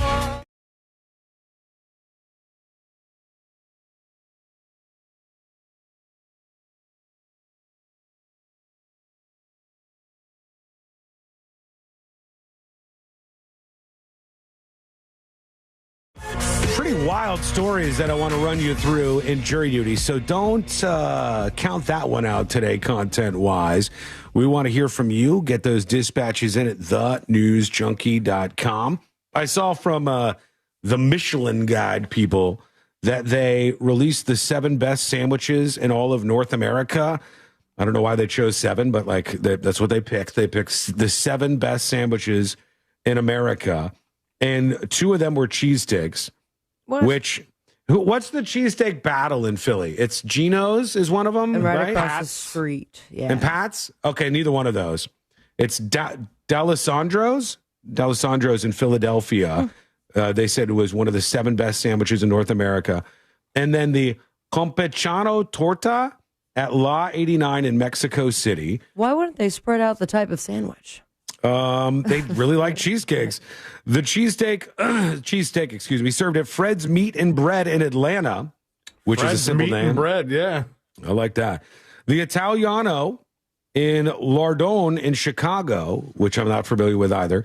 The Lamb Pita in a restaurant called Yellow in Washington, D.C. The Muffaletta. Flag on the field. Conchon Butcher in New Orleans. Yeah, pita doesn't seem mega sandwichy, but yeah.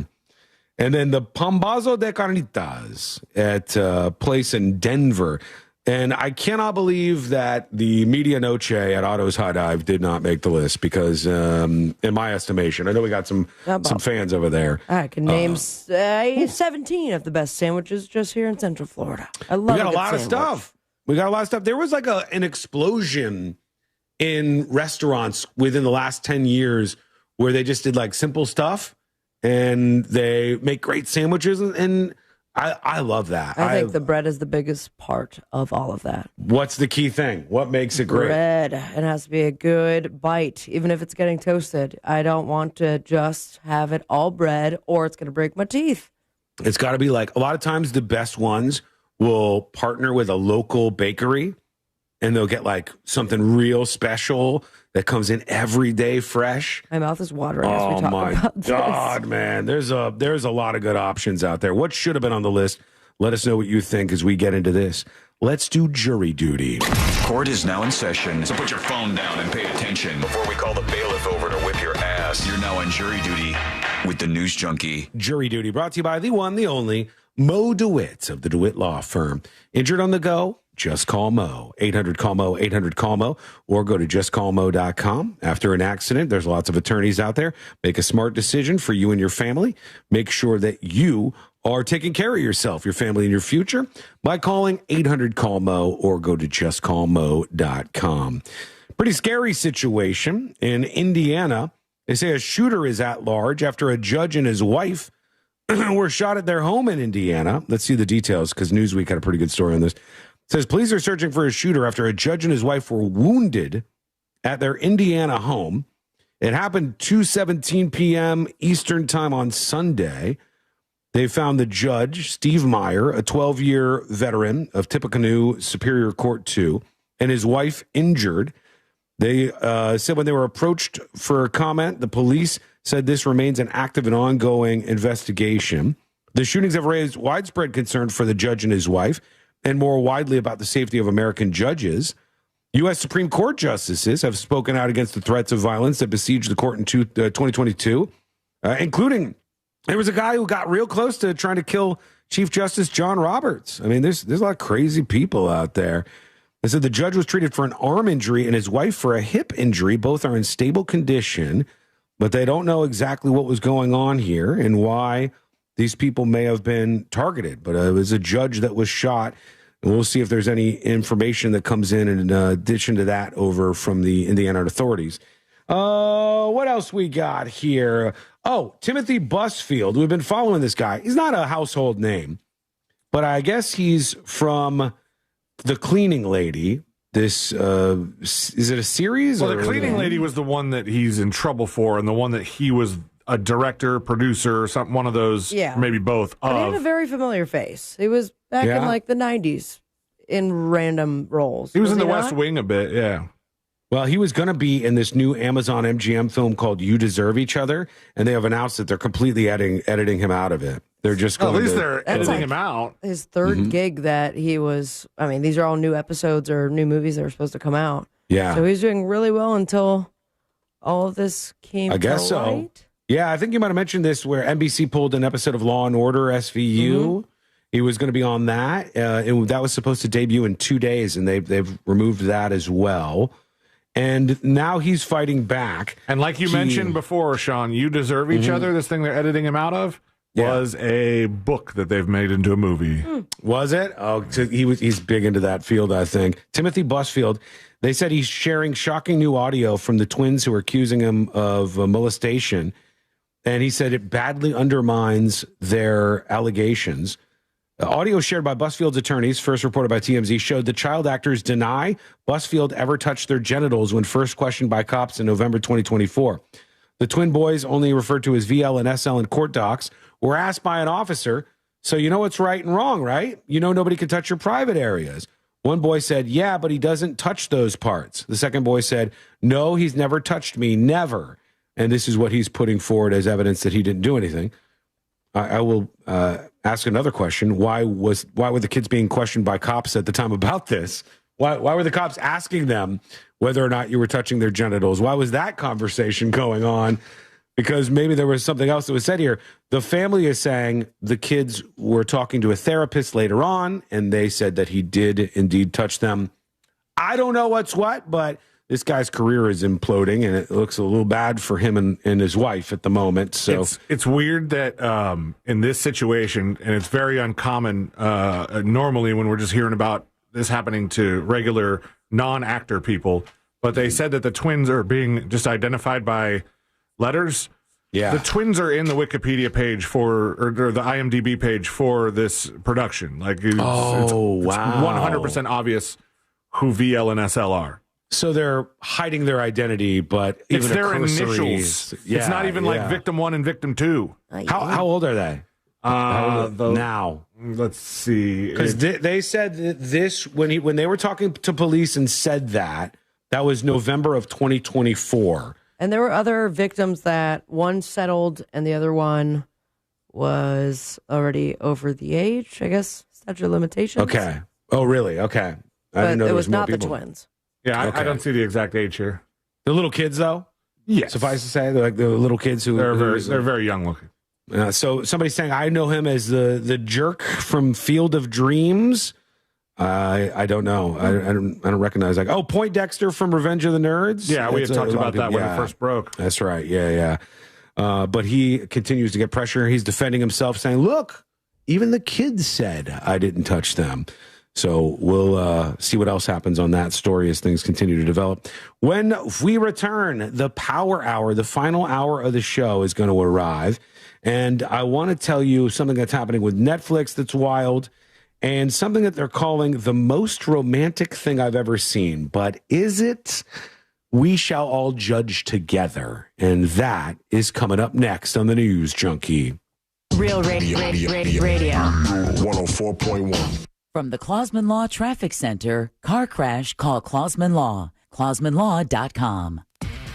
There's a couple accidents to look out for on Curry Ford Road at Severin Boulevard, where Pershing Avenue meets Goldenrod Road. Don't Mike. What's happening? Happy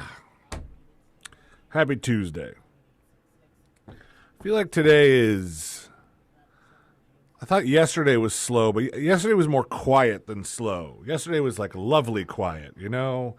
Parking lot's kind of empty. Not a whole lot of people around. Not a whole lot of shit going on. Now today's just kind of like slow. Oh, let me turn that guy off. How's everybody doing? What's up, YouTube, Twitch? Sean Patrick's Day, hello. Kevin, E Fresh Rocks, Big Doug Millionaire, Abraham Dragon Friend, hello. What's the word? I don't know. You tell me. I don't have it. I don't have it today. Woo!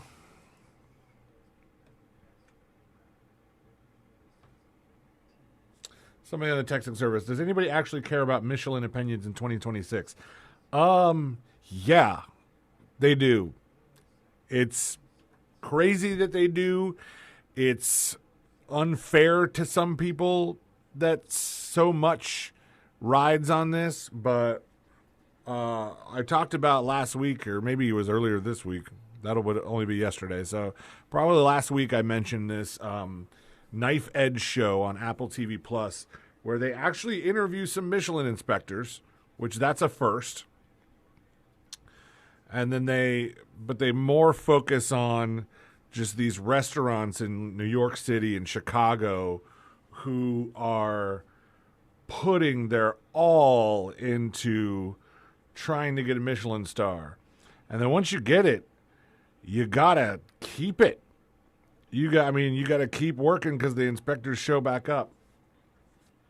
And I say that, but I do know situations in which my wife worked for a restaurant in New York, and they reviewed it in the Michelin Guide. I don't remember if there was a star, no star. I don't remember what the deal was. But they had revamped the restaurant, and the wording that they used in the review was describing the old restaurant. So they're not totally up on their stuff. And the Michelin Guide tends to favor Asian food. Like, if you look at all of the restaurants in Orlando that have been, or the surrounding areas, but mostly Orlando, that have been recognized by the Michelin Guide, there's not a lot of variety. Even in the show that I'm watching, the Michelin Tire guy always shows up to the ceremony, which is the funniest thing in the world to me, because it's this big, lavish, huge honor to get Michelin stars. And when you receive them, you take a picture with a guy in a big blow-up white tire costume. It's weird. It'd be like getting an Oscar and then you have to take a picture with Mickey Mouse. It's odd. Or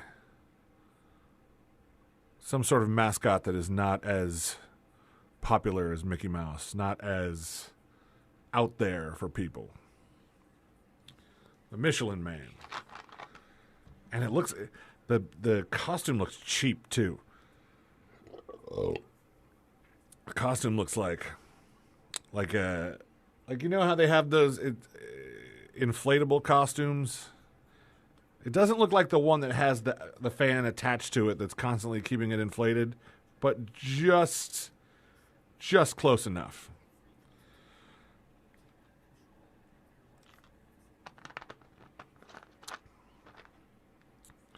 I display my Goodyear Best Grilled Cheese blimp. Who has the best grilled cheese? That's kind of hard that'd be hard to say.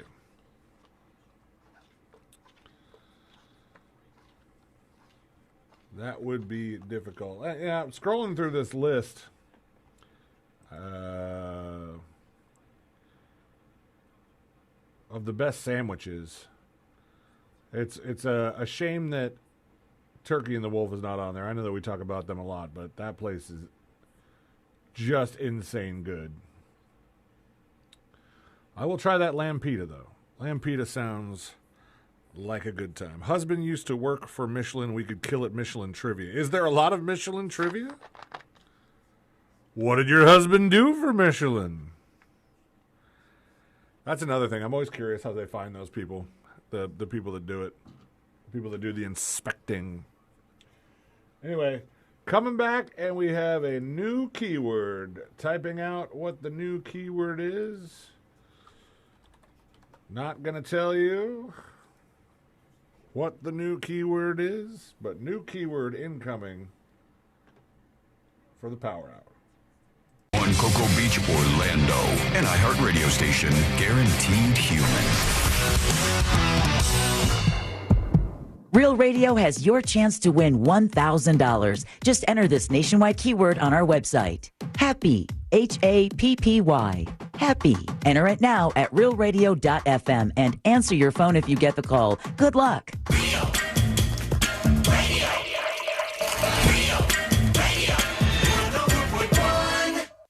Filling in the gaps between the New York Times and World Star.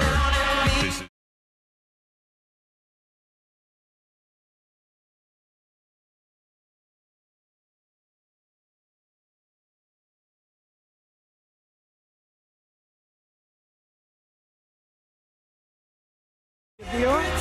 And it's a Share the Show Tuesday, as you can imagine. You know, that's what we do on Tuesdays around here. So do share the show. Tell people about this station. And tell them about the stream if you're watching that over on YouTube or twitch.tv/The News Junkie. All right, we have a bunch to get into in the final hour of the show. Not sure where to go next. I guess very quickly I can hit on this because it's an update to something we've been talking about. Don Lemon, who's probably quite happy that he's getting a lot of chatter today, considering his overall irrelevance in the media landscape as of late. He's getting a lot of mentions because he busted in this church with these people, and in the middle of a church sermon, they started yelling at all the church parishioners, all the people in the pews, the families and stuff, about whatever it was. Some of them were yelling about ICE because the pastor has, like, you know, some gig with ICE that he's been doing for a long time, I guess. And they took issue with that. Other ones were like, why aren't you rallying around the Somalian community, which seems like an interesting time with that, considering the Somalian community is absolutely wrapped up in these fraud cases in the state of Minnesota. But he was part of this group that ran into this church and did this. And now I guess somebody asked the president about it. So if you're Don Lemon, you're probably happy about that. You're getting some more clicks and whatnot. Here's what President Trump said about this whole thing. So this is what the people are trying to protect, because all ICE wants to do is get them out of our country, bring them to prisons and jails and mental institutions from where they came. That's all they want to do. They're patriots, and they have to be abused by guys like Don Lemon, who's a loser, lightweight. I saw him the way he walked in that church. It was terrible. I have such respect for that pastor. He was so calm. He was so nice. He was just accosted. What they did in that church was horrible yesterday. All right, so he's talking about this whole incident in the church. He appears to have like a stack of almost like wanted posters or something. Yeah. It says Minnesota worst of the worst. The only one I could see is this dude, and it says he's wanted for rape, robbery, sexual assault, obstruction of police. He's got like a stack of those to represent the people who he's saying they're trying to apprehend in the state, but I don't see any. I can't see any other ones. And then he says Don Lemon, the way he went into that church was, I don't even remember what he said, but like, he's a lightweight, I think was his comment, and a loser. Was he the only camera there? I think he was, I could be wrong about this. I think he was live streaming. And I don't know that he was the only person there. There seemed to be a lot of people, as you could imagine, that had, their cameras up and they're doing that thing. Like, what do you guys feel about this? How can you sleep at night? How can you, like, that sort of stuff. But maybe he was the only one that he does live stream, not to a massive audience of people, generally speaking, considering he used to be one of the lead anchors on CNN. But let us know what you think. Your response to this, send a dispatch over at thenewsjunkie.com. I'm going to refrain from too much comment on this one, but I wanted to discuss it because I have seen it out there. And there's a new Star Trek series that is getting review bombed online, which is on Paramount Plus. They keep just whipping those out. I don't have that. I don't have Paramount Plus, and I've never been into Star Trek. I don't know what the hell is going on. I watched one of the movies. It was fun. I couldn't tell you which one, though. And I like when it's Starfleet Academy, now they say it's like even further into the future, and I don't know what's going on, but I know it's getting review bombed, and some of the clips I have seen are pretty cringe and funny. And they're like, this is 1,000 years into the future, and there's still fat people, and they were still wearing glasses. They were sharing a pair of eyeglasses with each other. It was like, that probably wouldn't be a thing. But I don't know the rest of it. This is Against It from Slash Film. And it says, it's a day that ends in Y, which means some petty little hate machines are busy spending their precious time on this earth review bombing another movie or television series for being too woke. This time it's the new Paramount Plus series, Star Trek Starfleet Academy. That's what's woke about it? I don't know. And this whole thing is very much like, Slash Film generally comes at it from this angle, and they're in support of the show. They said the Rotten Tomatoes, let's get up that, because that'll at least give us an idea of the broader audience and what's happening. Starfleet Academy, season 1, the reviewers, there you got to divide as you often do. Reviewers are at 87% on the tomato meter, and the audience is at 43% on the tomato meter. The audience, do they get to comment, or is just the rating? The audience also can leave a comment too. They can leave a review with a comment, so you can see more about what their problem is in a lot of cases. Audience popcorn meter, all audience. Why is it not? Beep, boop, because it's not pulling not up. accepting their cookies. It's because there's 8,000 pop-ups right now that they're trying to hit me with all at once, which is just pleasurable internet browsing as per usual. But 43% is the audience score on this. I saw some people saying, and I'm not going to be able to hard take this one for you. I saw some people saying there was all sorts of things in the Star Trek world that they were violating, like different rules and things that you would canon? go by. Yeah, that's a good way to say it, like canon in the Star Trek world. And that's what their problem with it was.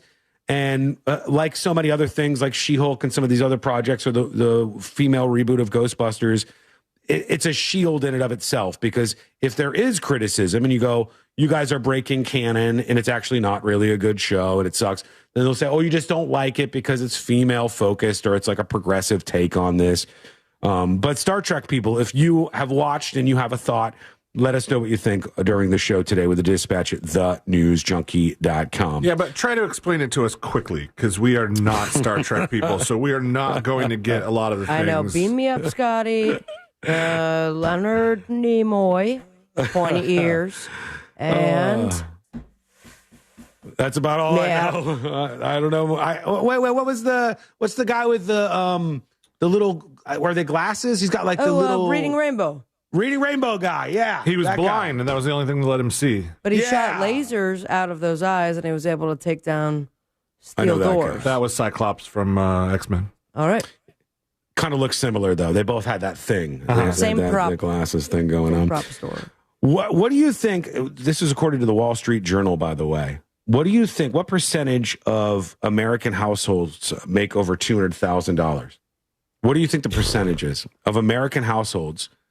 And thinking about like the American dream and, how well everybody's doing, et cetera, et cetera. What percentage of American households, that means if there's, a couple, a mom and a dad or whatever, they're combined in the household bringing in over $200,000. Yeah. As a household, they're bringing in over $200,000. What percentage of U.S. households do you think that is? 23. 23. What do you think, Sealand? 30. You guys are both way high. I was surprised that it was 11.9% of U.S. households. 11.9, according to the Wall Street Journal today, they're saying 11.9% of American households now make over $200,000 per year. That could be dual income or not. It doesn't have to be.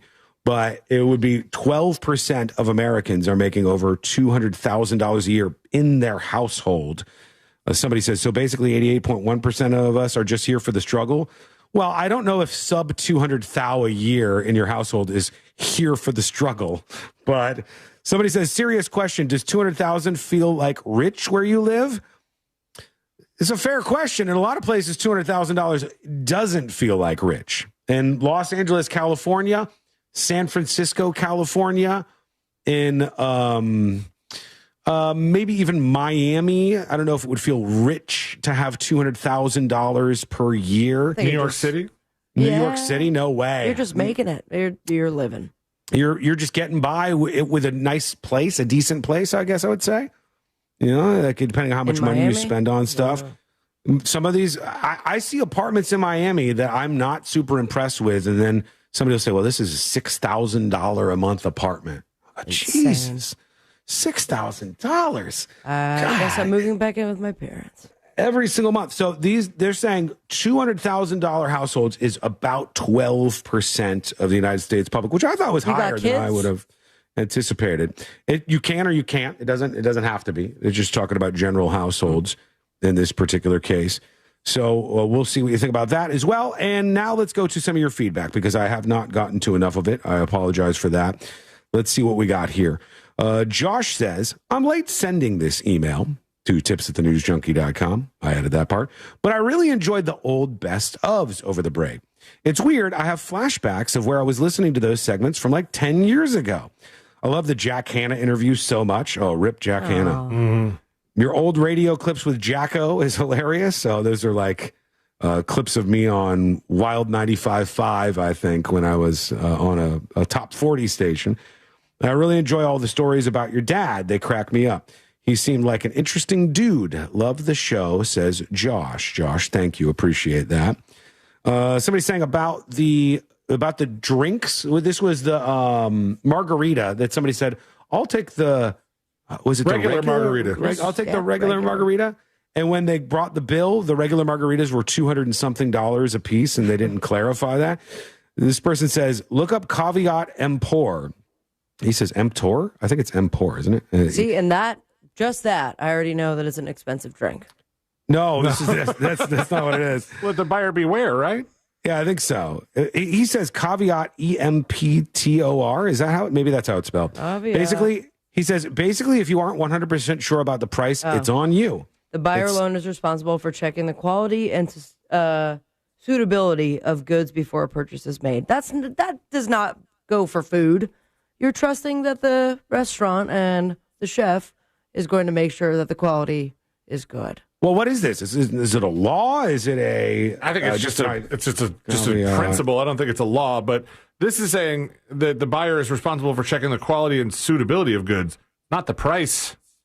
Yeah. Yeah, but does suitability and price go hand in hand? Yeah, it's buyer beware is what Seelan was saying, I think. Yeah. And it's a short form of Caveat Emptor. It is EMPTOR. Quia ignore non debut quid jus alienum emit. Let a purchaser beware, for he ought not to be ignorant of the nature of the property which he is buying from another party. Jesus. Okay. I just want a burger. I don't want to learn Latin. Thank you. Andy in Atlanta, thank you. He says, if you're not 100% sure about the price, it's on you. Still a dick move. This person says they want to be anonymous. ICAC, that's the group that said they hunt these young predators or the predator people online. ICAC in Florida is a task force made up of FDLE, Sheriff's Office detectives, and local police detectives. Each state attorney district has a task force. They do ride in unmarked cars with tinted windows and usually go online and set up meets like Chris Hansen did on To Catch a Predator. They catch the guys who want to catch the kids in nets, Anonymous said. Mm-hmm. All right, thank you. Appreciate that. And one more, Brenda emails, and she says, that movie Send Help looks really good that you were talking about. I saw the trailer weeks ago, and I thought it was out, but I can't wait to see it. Evil Dead and Drag Me to Hell are awesome movies. Also, I'm wondering, how do people have time to drive around and film people who they think work for ICE? Like, get a damn job. Love y'all. Keep up the great work, my three best friends. Thank you, Brenda. Appreciate that. All right, with that, we're going to take a quick break. I'll get to this person. They said it was the most romantic thing they've ever seen, but I want to let you decide. I want to see what you think about this. Was it indeed? We got everything else to wrap up the show on a Share the Show Tuesday, so stick with us. It's coming up next on the News Junkie. AI doesn't feel rage or joy or shame. We feel all three, usually before we're out of bed. Real Radio 104.1, guaranteed human. There's a crash where Pershing Avenue meets Goldenrod Road, a crash on Curry Ford Road at Severin Boulevard. That's about it. You won't be running into anything tying you up or slowing you down on the major roadways. Although on I-4, it's just going to be some typical delays starting to pile up through the city and between Dr. Phillips and getting through that Celebration area. See traffic troubles, call the Valvoline Instant Oil Change Traffic Tip Line at 866-676-8477. From the Traffic Center, I'm James Birmingham. This report is sponsored by Blindster.com. Hi, I'm Kyle from Blindster. I started Blindster in my garage back in 2010. Since then, we've sold millions of custom blinds, shades, and shutters nationwide. Our blind... Hey, folks. Maybe today is this year is the year you try something new. You try going to Hammer and Nails Grooming for Guys. It's not just some cookie cutter barbershop. It is total man care. How we doing, everybody? Everybody all right? 4 guys to hang out. Full bar. We got 2 segments left. Haircut, beard, hot towels, and locations across Central Florida offering you the New Year reset. What's that? It's a complimentary signature upgrade on your first visit. You just mentioned my name's C-Lane in Real Radio 105. I'm dying for the main topic to switch off of ice. I really want to make videos. I really want to pop videos up on Facebook and YouTube in particular.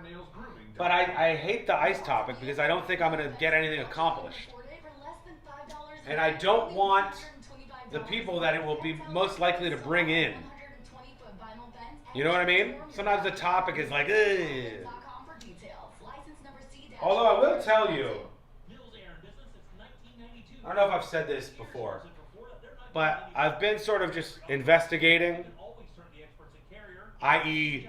going on Instagram and looking through reels, searching up news-related short videos on TikTok and YouTube Shorts and, you know, all the different platforms where they show vertical short-form videos. And it's so black-pilling. It is like, in one way, it's such slop content that I want nothing to do with it. In another way, it's like I feel I need to put something out there. Like I saw one the other day that had millions of views, and the guy's like, the U.S. has invaded Iran.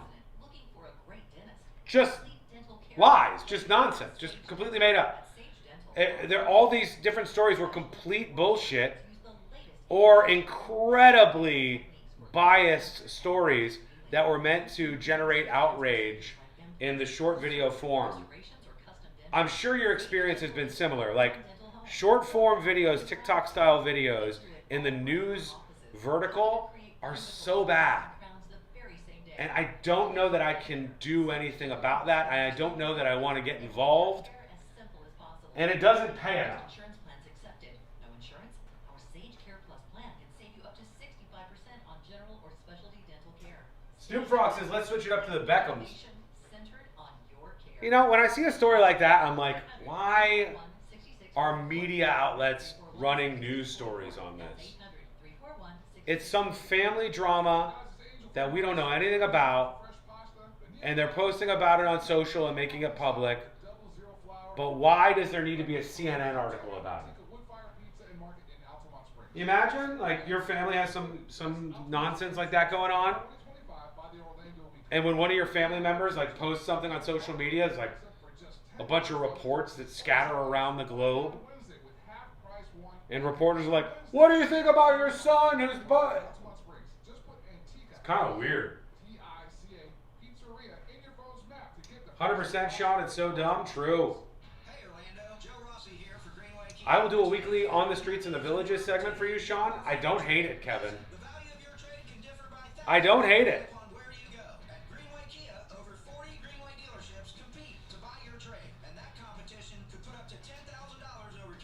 Pandering to the lowest common denominator? True. It's bad. It's like, it's legitimately bad. It's just these people just filming like this, you know, and they're like pointing at like an article from some outlet that you don't really care about, and they're like, guys, emergency. It's so bad. It's so very bad. You're going to find that the quality and overall condition of the watches looks very much... Shorts are going to get for getting subscribers and exposure, but there's not good money in it unless all you do is that and your output is high and have a high following and engagement. That's absolutely true. But also, to add to that, let's say I wanted to just grift and I started making a bunch of shorts and I just put a bunch of shorts out there. I'm like, look what this ICE officer, and I'm making a bunch of content like, oh my God, we invaded Iran. My name's the News Junkie, so this is like an official thing. If I did that, I would skyrocket my subscribers on YouTube. I'd probably get to the 100,000 that I want to get to, that I'll never get to otherwise. Depressing. Maybe this year is my year. But I would skyrocket in YouTube subscribers. But then when I posted a regular video, the algorithms don't mix. So if I blow up on shorts, and then I do a live stream, I do not get more people to my live stream. If I blow up on shorts and I do a long form video, I do not get more people to my long form video. They're each separate. It's not great. So the benefit is like pennies, slop content, bad for the country, bad for the world, and not worth my time. Yikes.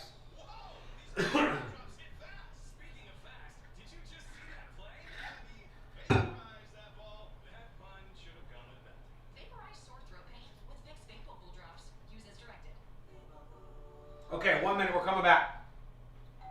Pizza's here. Oh, great. I love some. It sucks that YouTube's pushing shorts so hard, too. They are. Diarrhea, gas, They are. stomach pain, or loose, oily stools. It may not just be stomach issues. It could be a condition called exocrine pancreatic insufficiency, or EPI.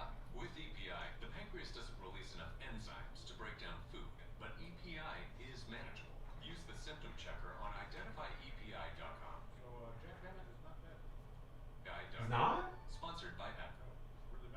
Oh, shoot. Okay. Reason lives on iHeartRadio. Here we go. 20, 15, 10, to the goal line, touchdown Denver. From the official NFL podcast. The football postseason lives on iHeartRadio. Here we go. 20, 15, 10, heading to the goal line. Touchdown, Denver. From the official NFL podcast network. Welcome to NFL Daily. Fox Sports Radio. Sam Darnold is going to have to prove to all of us in a big game he can play big. Or local stations that bring you the games live. Knocked away, it's intercepted. iHeartRadio brings you all of it. Just open the iHeartRadio app and search football to dive in. Real Radio has your chance to win $1,000. Just enter this nationwide keyword on our website. Happy. Happy. Happy. Enter it now at realradio.fm and answer your phone if you get the call. Good luck.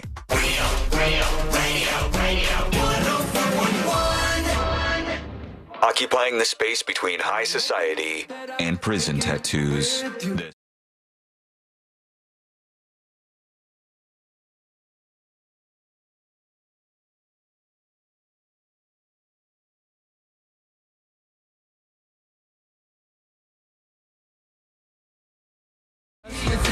Learn more about the show, the three best friends you never knew had, going through the most viral stories of the day. Look, this here, it's better than the same 3 songs over and over again. Hang out with us every day.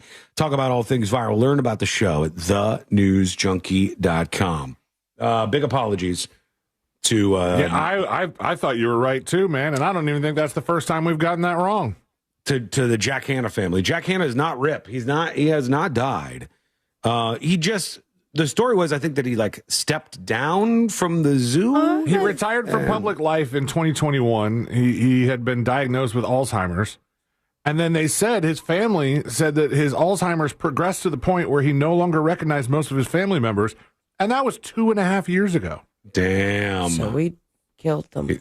He's still with us, though. He hasn't died. Dead for sure. I did, yeah. That's my bad. I apologize. That was my mistake. He is not dead. I would be curious. Retraction. We brought that up because somebody had, in an email, said that they liked listening to some of the old best stuff we did during the holidays. One of them being, we interviewed Jack Hanna. You played a game with him where you offered to donate to a charity of his choice if he could name the animals that you were playing clips of.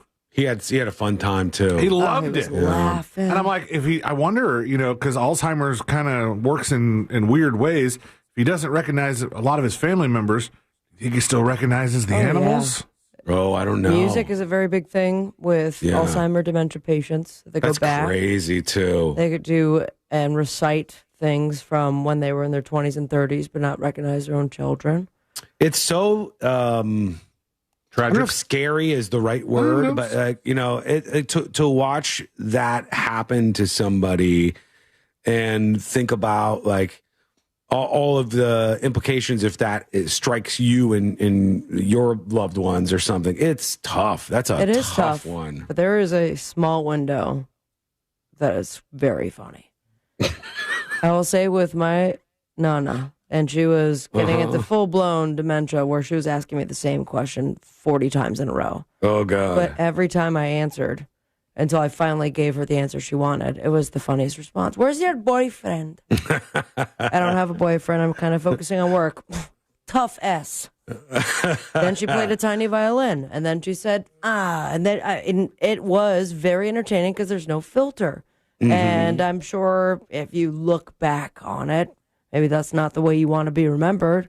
But Nana, that was hilarious. Well, I love that. I love the same thing about autistic people. I find that to be phenomenal in so many ways. I find it, you get the real, you get the truth. Yeah, like no filter, just unabashed, real responses. I love it. The episode of Love on the Spectrum where they were doing like a speed dating thing. Mm-hmm. And they had a card to fill out, to whether or not they liked the person.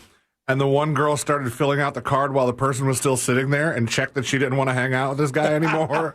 There's so many great parts. The kids that were just making out in front of their parents. I never thought about this, but all autistic dates are hot take dating. They're right to the point. They just sit down there and they unvarnished truth you. They're like, look, here, I don't like you. I don't quite like you. But the hot takes aren't about, for them, like politics and stuff. The hot takes are like, do you like trains? Because you better like trains. I like trains. If you don't like trains, you're done. Get out of here.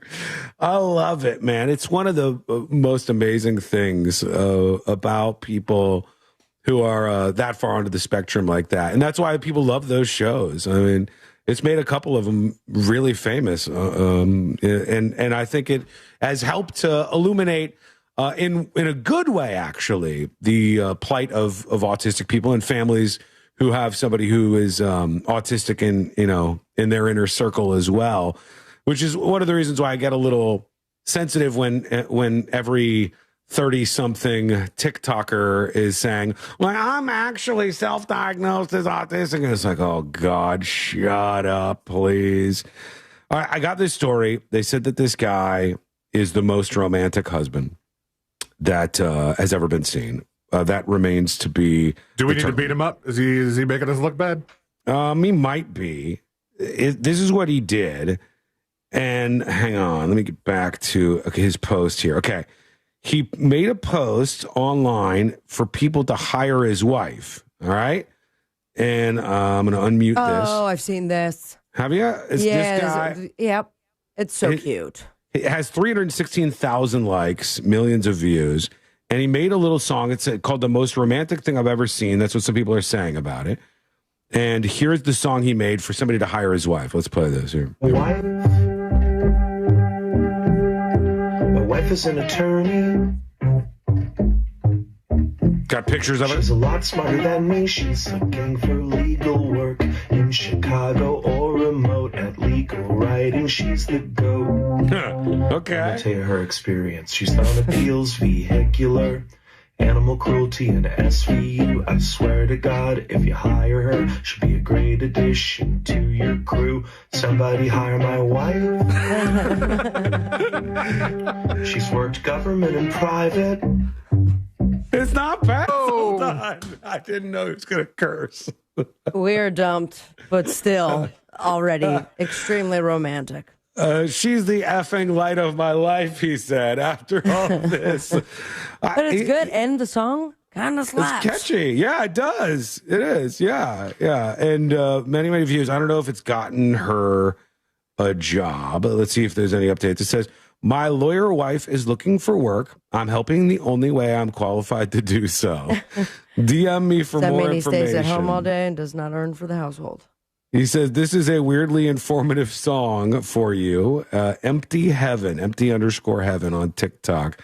Maybe it worked. It is pretty sweet. And it is a good little song. I have to give it to him. I know you guys missed it. Yeah. Oh, you're going to do it again? Miss a bunch. I'm going to stop before the effing. My wife is an attorney. My wife is an attorney.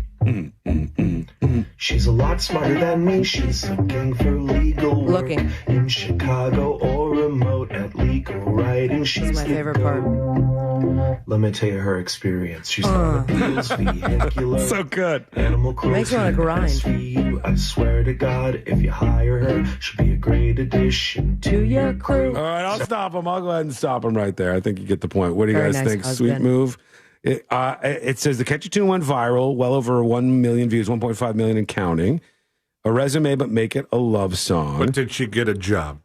I feel like he's about to get some TikTok and Instagram paychecks until she gets the job. He's getting some love online. This is the most romantic thing I've ever seen. If you are not going this hard for your wife, then what are you even married for? Okay. Do you know what this shows? His wife has a strong and positive relationship at home. True. So you know his wife will be focused on the work and not the drama at home. Just putting that out there for anybody thinking about bringing her on. But will it be successful? I don't know. We shall find out. All right, let's work in. I don't know if we have time for more dispatches because I did have a couple other things I wanted to get in. Well, let's just work in a one or two here. Oh, here's somebody who sent a photo dispatch. And they said, Vamos Cactuar? Vamos Cactuar? Cactuar. Vamos Cactuar sends in a photo, and they said, I'm a Philadelphia listener. I'm literally right down the street from D'Alessandro's Steaks and Hoagies, where the Michelin Guide said they have one of the 7 best sandwiches in the world. Is Cactuar from Final Fantasy? I've never heard of that before today in this moment. It was North America they did, because all those sandwiches were the USA and one in Mexico. It says, Philly listener here. I live a couple houses down from D'Alessandro's. So thank you for sending that in. in the radio in Florida. A lot of people were chiming in on the Florida state bird and the attempts to change it to the flamingo. Like, here's Drink and Know Things. Hello. Hey, I'm not positive. You guys can definitely double check, but I don't think Caribbean flamingos are endemic to Florida. No? It'd be a bad bird choice if they don't actually live here. Yeah. Definitely Scrub Jay. Some people were saying pelican. It should be the pelican. And we do have a lot of those. But they're also annoying. Pelicans they'll get up in your grill. They'll bother you, specifically if you're eating at the beach or anywhere near pelicans. They are nosy. Yeah, there was a couple people commenting that the flamingos aren't really native to Florida. Mm-hmm. And I think the Caribbean ones, they brought some here, and they were thriving for a little bit, but not so much anymore. Another person wanted to give their response on the woke Star Trek thing that's happening out there. There's some stories about that. Here's Jay Beaverton. Hey, what's up, News Junkies? Hey. Talking about the new Trek show. I'll leave all the canon stuff on the table. That's too much to get into at the moment. But the new wrinkle here is that Stephen Miller on X made a post about new Trek being bad, it's woke, and he reached out to William Shatner and said, hey, Bill, you need to take over. And then he included Paramount Plus in the post on X. And apparently Shatner agreed with him, which, of course, Stephen Miller getting involved gets the political sides up. And like, the left is like, you're a Nazi. You never understood what Trek was. And you got the right winger saying, it's get rid of woke Trek. All right, hang on. Let me see. You said William Shatner agreed? Stephen Miller added the both of them on X, just mentioned them in a post saying like, hey, you need to you guys need to reconcile with William Shatner and put him in charge of the creative stuff to make the Star Trek thing better. And I think Shatner hit him back and said, why have we not cured the thing you mentioned about why are they wearing glasses 1,000 years in the future? Yeah. So he says, I am so on the same page with you at Stephen M. Now, Stephen Miller is the one who is a White House deputy chief of staff who probably should not be weighing in on Star Trek episodes. But William Shatner says, I'm so on the same page with you. The fact that they have not cured hyperopia by the 32nd century is an abysmal oversight for the writers, meaning that they have glasses, I guess. Yeah. Also, Paramount Plus needs to up the budget because I'm sure that a well-oiled organization like Starfleet in the distant future could afford more than one pair of glasses because the women were like sharing glasses back and forth for some reason. Maybe in the future, eye disease is different. Do they pass the glasses around while piloting the ship? Shame on the line producers. This is what you meant, right? I'm ready to assume command of the series. Call me, he says. I think he was, because I don't think that those two agree politically. I think he was kind of poking fun at the woke part, saying like, oh, yeah, no, we should definitely focus on the glasses part, right? That's what you meant? I don't know. I don't know William Shatner's politics, so I don't know where he would be at on he's that. still just having a hard time realizing how small the Earth is in the universe. He was blown away. He One was little blown- Bezos trip. And Bezos big dogged him in the most rude of ways that could never be He forgiven. was like, I got these hot chicks who are spraying champagne in their mouth, so see ya, Billy. Somebody says, Sean, you should put on the Trump speech. Is Trump speaking? What? What's going on? Is there a big bombshell announcement right now? I don't know They're about bombshell commentating. announcement. He's, I don't know. Now it's on the Chiron. He called the Minnesota protesters paid agitators. Okay. Renee Good, I forget the quote on the Chiron as well, but it was like, felt really bad. Yeah, he's kind of been a little back and forth on her. He's like, she seemed like she could have been a good person, but she was involved in some bad stuff that day or something. I don't know. He's kind of been in between on the whole Renee Good thing that had everybody fired up over ICE here. All right, here's what we're going to do. We're going to do this instead of tuning into whatever that is. We're going to take a quick break, and that sounds better to me. And when we come back, we'll do the final dispatches, stories that didn't make the cut, and today I learned to wrap everything up for a Share the Show Tuesday. So all of that is coming up next on the News Junkie. The Jim Colbert Show. Out of context. I am not a chocolate sucker. What I do like to do, though, is bite them in half and extrude the peanut while the shells of the M&M. From the Odoo.com Weather Center. Ladies and gentlemen. Business software you will need. Hey, Central Florida, and happy Tuesday. I'm Fox 35 Storm Team meteorologist Jessica Dobson. Trump softening a little bit on some of the immigration stuff. Trump saying it's hard to get. We need people. We need people. It's one of the reasons, I mean, when you have good people on the farm or good people in hotels and everything else, we want to work with them as much as we can. Trump saying of illegal immigrants who might be working jobs where they need them. So that sounds like he's prepared to make a deal. Trump, let's make a deal. We finally do something about the border. We don't deport people who haven't created any additional crimes in their criminal history. We make a deal and we say, let's turn the heat down. Let's stop the people from flooding over the border. Let's stop everything that was happening with that. Let's make sure we target people who are overstaying their visas. Let's make sure we have legal immigration working in our advantage. Let's make sure people are assimilating to our culture. And then we can find some agreement, some middle ground. I think that's a good litmus test. Because to disagree with it, you have to be like, nope, no borders. People should just pour over the border into the United States of America. And then I think that you're not serious. I think you're not a serious person. Sean, you're making changes today? Boy, I wish, you know. All right, rate the show, rate the show. Rate the show. 10 out of 10 is a humdinger, a real winner. 1 out of 10 is a failure. Rate the show. That mortgage guy Don offers HELOCs. That's right, home equity lines of credit. Is it a winner or a loser? While keeping your super low 2, 3, or 4% rate. 10 out of 10 is a winner and it goes to the Hall of Fame. 1 out of 10, right to the dumpster. Weddings, back taxes. Just get rid of it. A winter coat. Shoot it out of here. In Florida.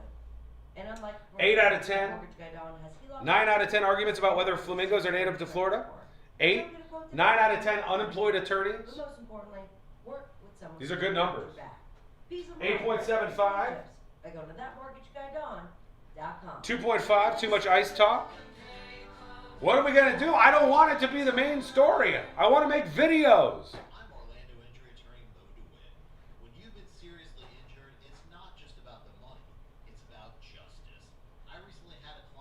10 grandma cracker deaths on Minecraft. 10 Twitch bans out of 10. 8 goalie fights out of 10. 9 flamingos. 8 pelicans. 10 out of 10 for playing my dispatch. Thank you for your dispatch. We have our chatter of the day. This person has been told no a lot of times in their life. This person has been told your last name is mildly sexual. This person has been told you shouldn't do it. You should stop watching the show and stop commenting. But they didn't listen. And that's what makes this person chatter of the day. They're on YouTube, and you might have guessed their name is Jay Beaverton. Chatter of the day, Jay Beaverton.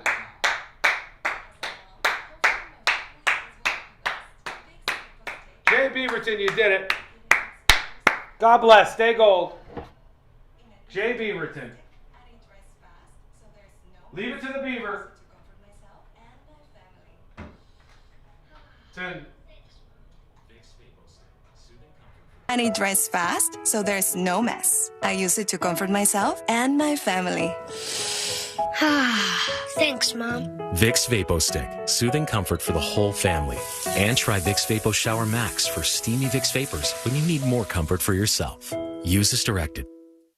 For more information about contests on this station, go to realradio.fm/rules. Rasmussen University's mix of online and on-campus options means you can earn a degree from home or connect with others in person across 5 states. Wherever you are, your education moves with you. Learn more at rasmussen.edu. That's rasmussen.edu. Now that a new year is here, start 2026 by showing your gratitude. iHeartRadio's Thank a Teacher, powered by Donors Choose, celebrating the incredible impact of public school educators. Nominate an outstanding teacher in your life who's gone above and beyond for their students to be among the winners of $5,000 to stock their classroom. Teachers give their time, money, and hearts to help students succeed. Help us say thank you to the educators shaping our future. Get all the info and nominate a teacher who goes the extra mile today at iHeartRadio.com/teachers. If you want to buy or sell your home quickly, call Nick Lee. Download a free home buyer's guide at thenickleegroup.com.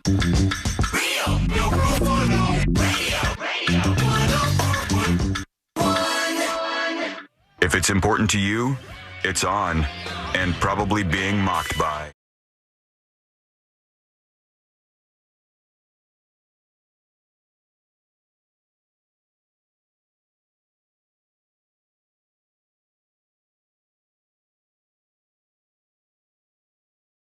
Cut.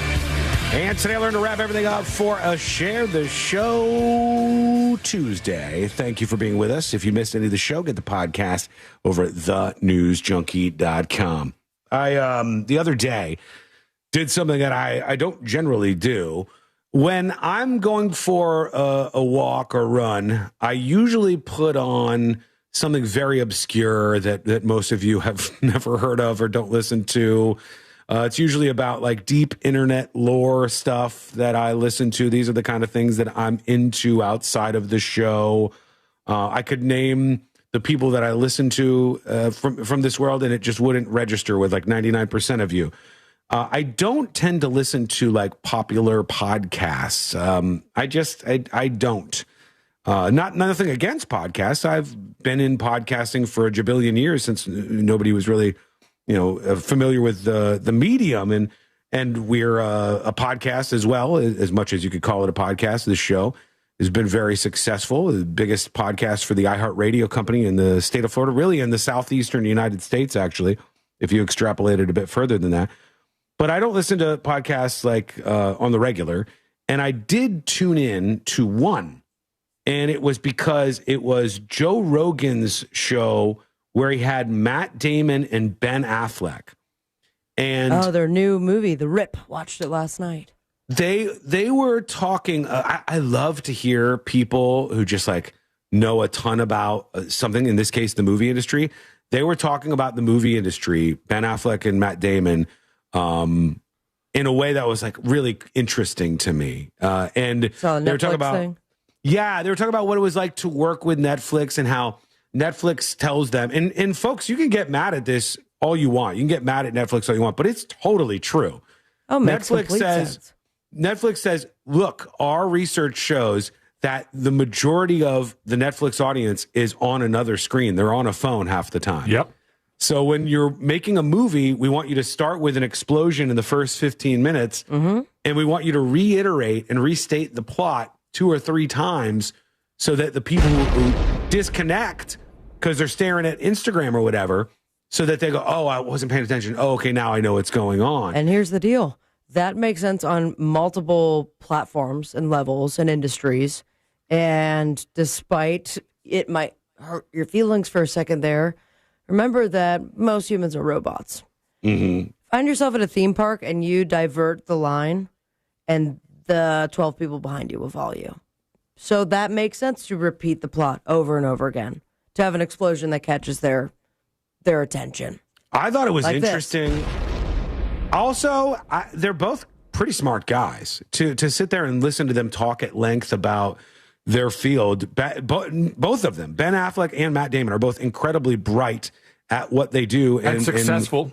Yes, and very, very successful as well. And they were talking about a new sort of thing they're trying to do with how talent gets paid in these movies. And that means everybody who works on the movie can get bonuses in this new structure that they've been working on. That was really interesting to hear.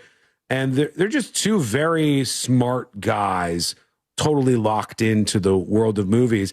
And in fact, Ben Affleck is one of the few people who I've heard speak about AI with a pretty firm grasp, I think, personally, on where it's going and what it can do and how it's going to change things.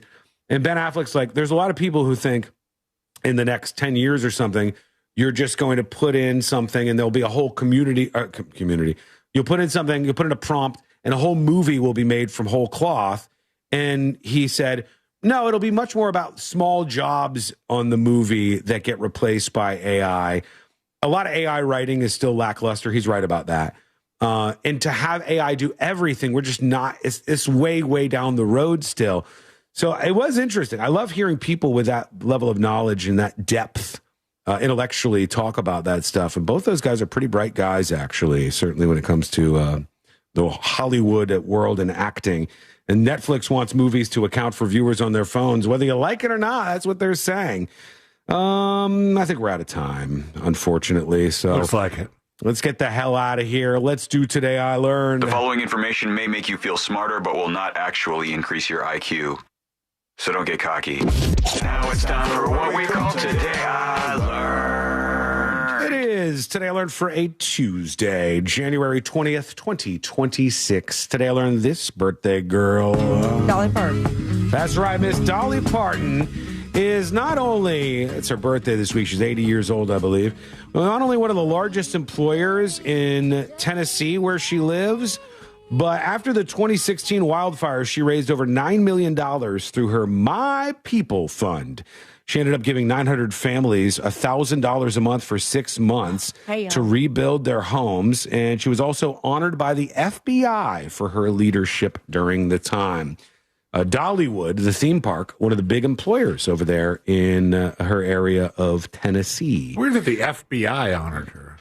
Yeah. Seems like they wouldn't be involved in that. I mean, I'll take the honor, but... Yeah, she's a pretty likable lady. Even the FBI's on board. Today I learned there was a Swedish milkmaid who was briefly detained by police in the 1830s because she was so attractive she caused disruptive crowds. Okay. Imagine being that hot, okay? Imagine being like, look, I'm so attractive that they have like a statue of this lady, I guess. Pilt Karen Ersdottir is her name. Low bar. And this woman, different times, different beauty standards, I guess. She was so wearing hot a robe that they used to have crowds gather to watch her deliver milk, and she really shut down cities back then. And finally, today I learned this guy right here. Will Smith? Nope. Wait, he did a show with us. He's dead. He's Coolio. really dead. Coolio. The rapper Coolio had a cameo in the Batman and Robin movie. It was an Easter egg that was supposed to set up a 5th movie in the series. And Coolio said, I wanted to be in a larger role in the next movie, but they didn't do it because Joel Schumacher, they fired that guy, and he didn't get along with me anyhow. He didn't make a lot of friends on the set of the Batman and Robin movie. What am I doing? Leave on the song. Okay, yeah. He's going to really fit one in there. Thank you so much for hanging out with us. We do appreciate it. We're back tomorrow, same time, same place. Missed any of the show? Get the podcast at thenewsjunkie.com. We'll see you next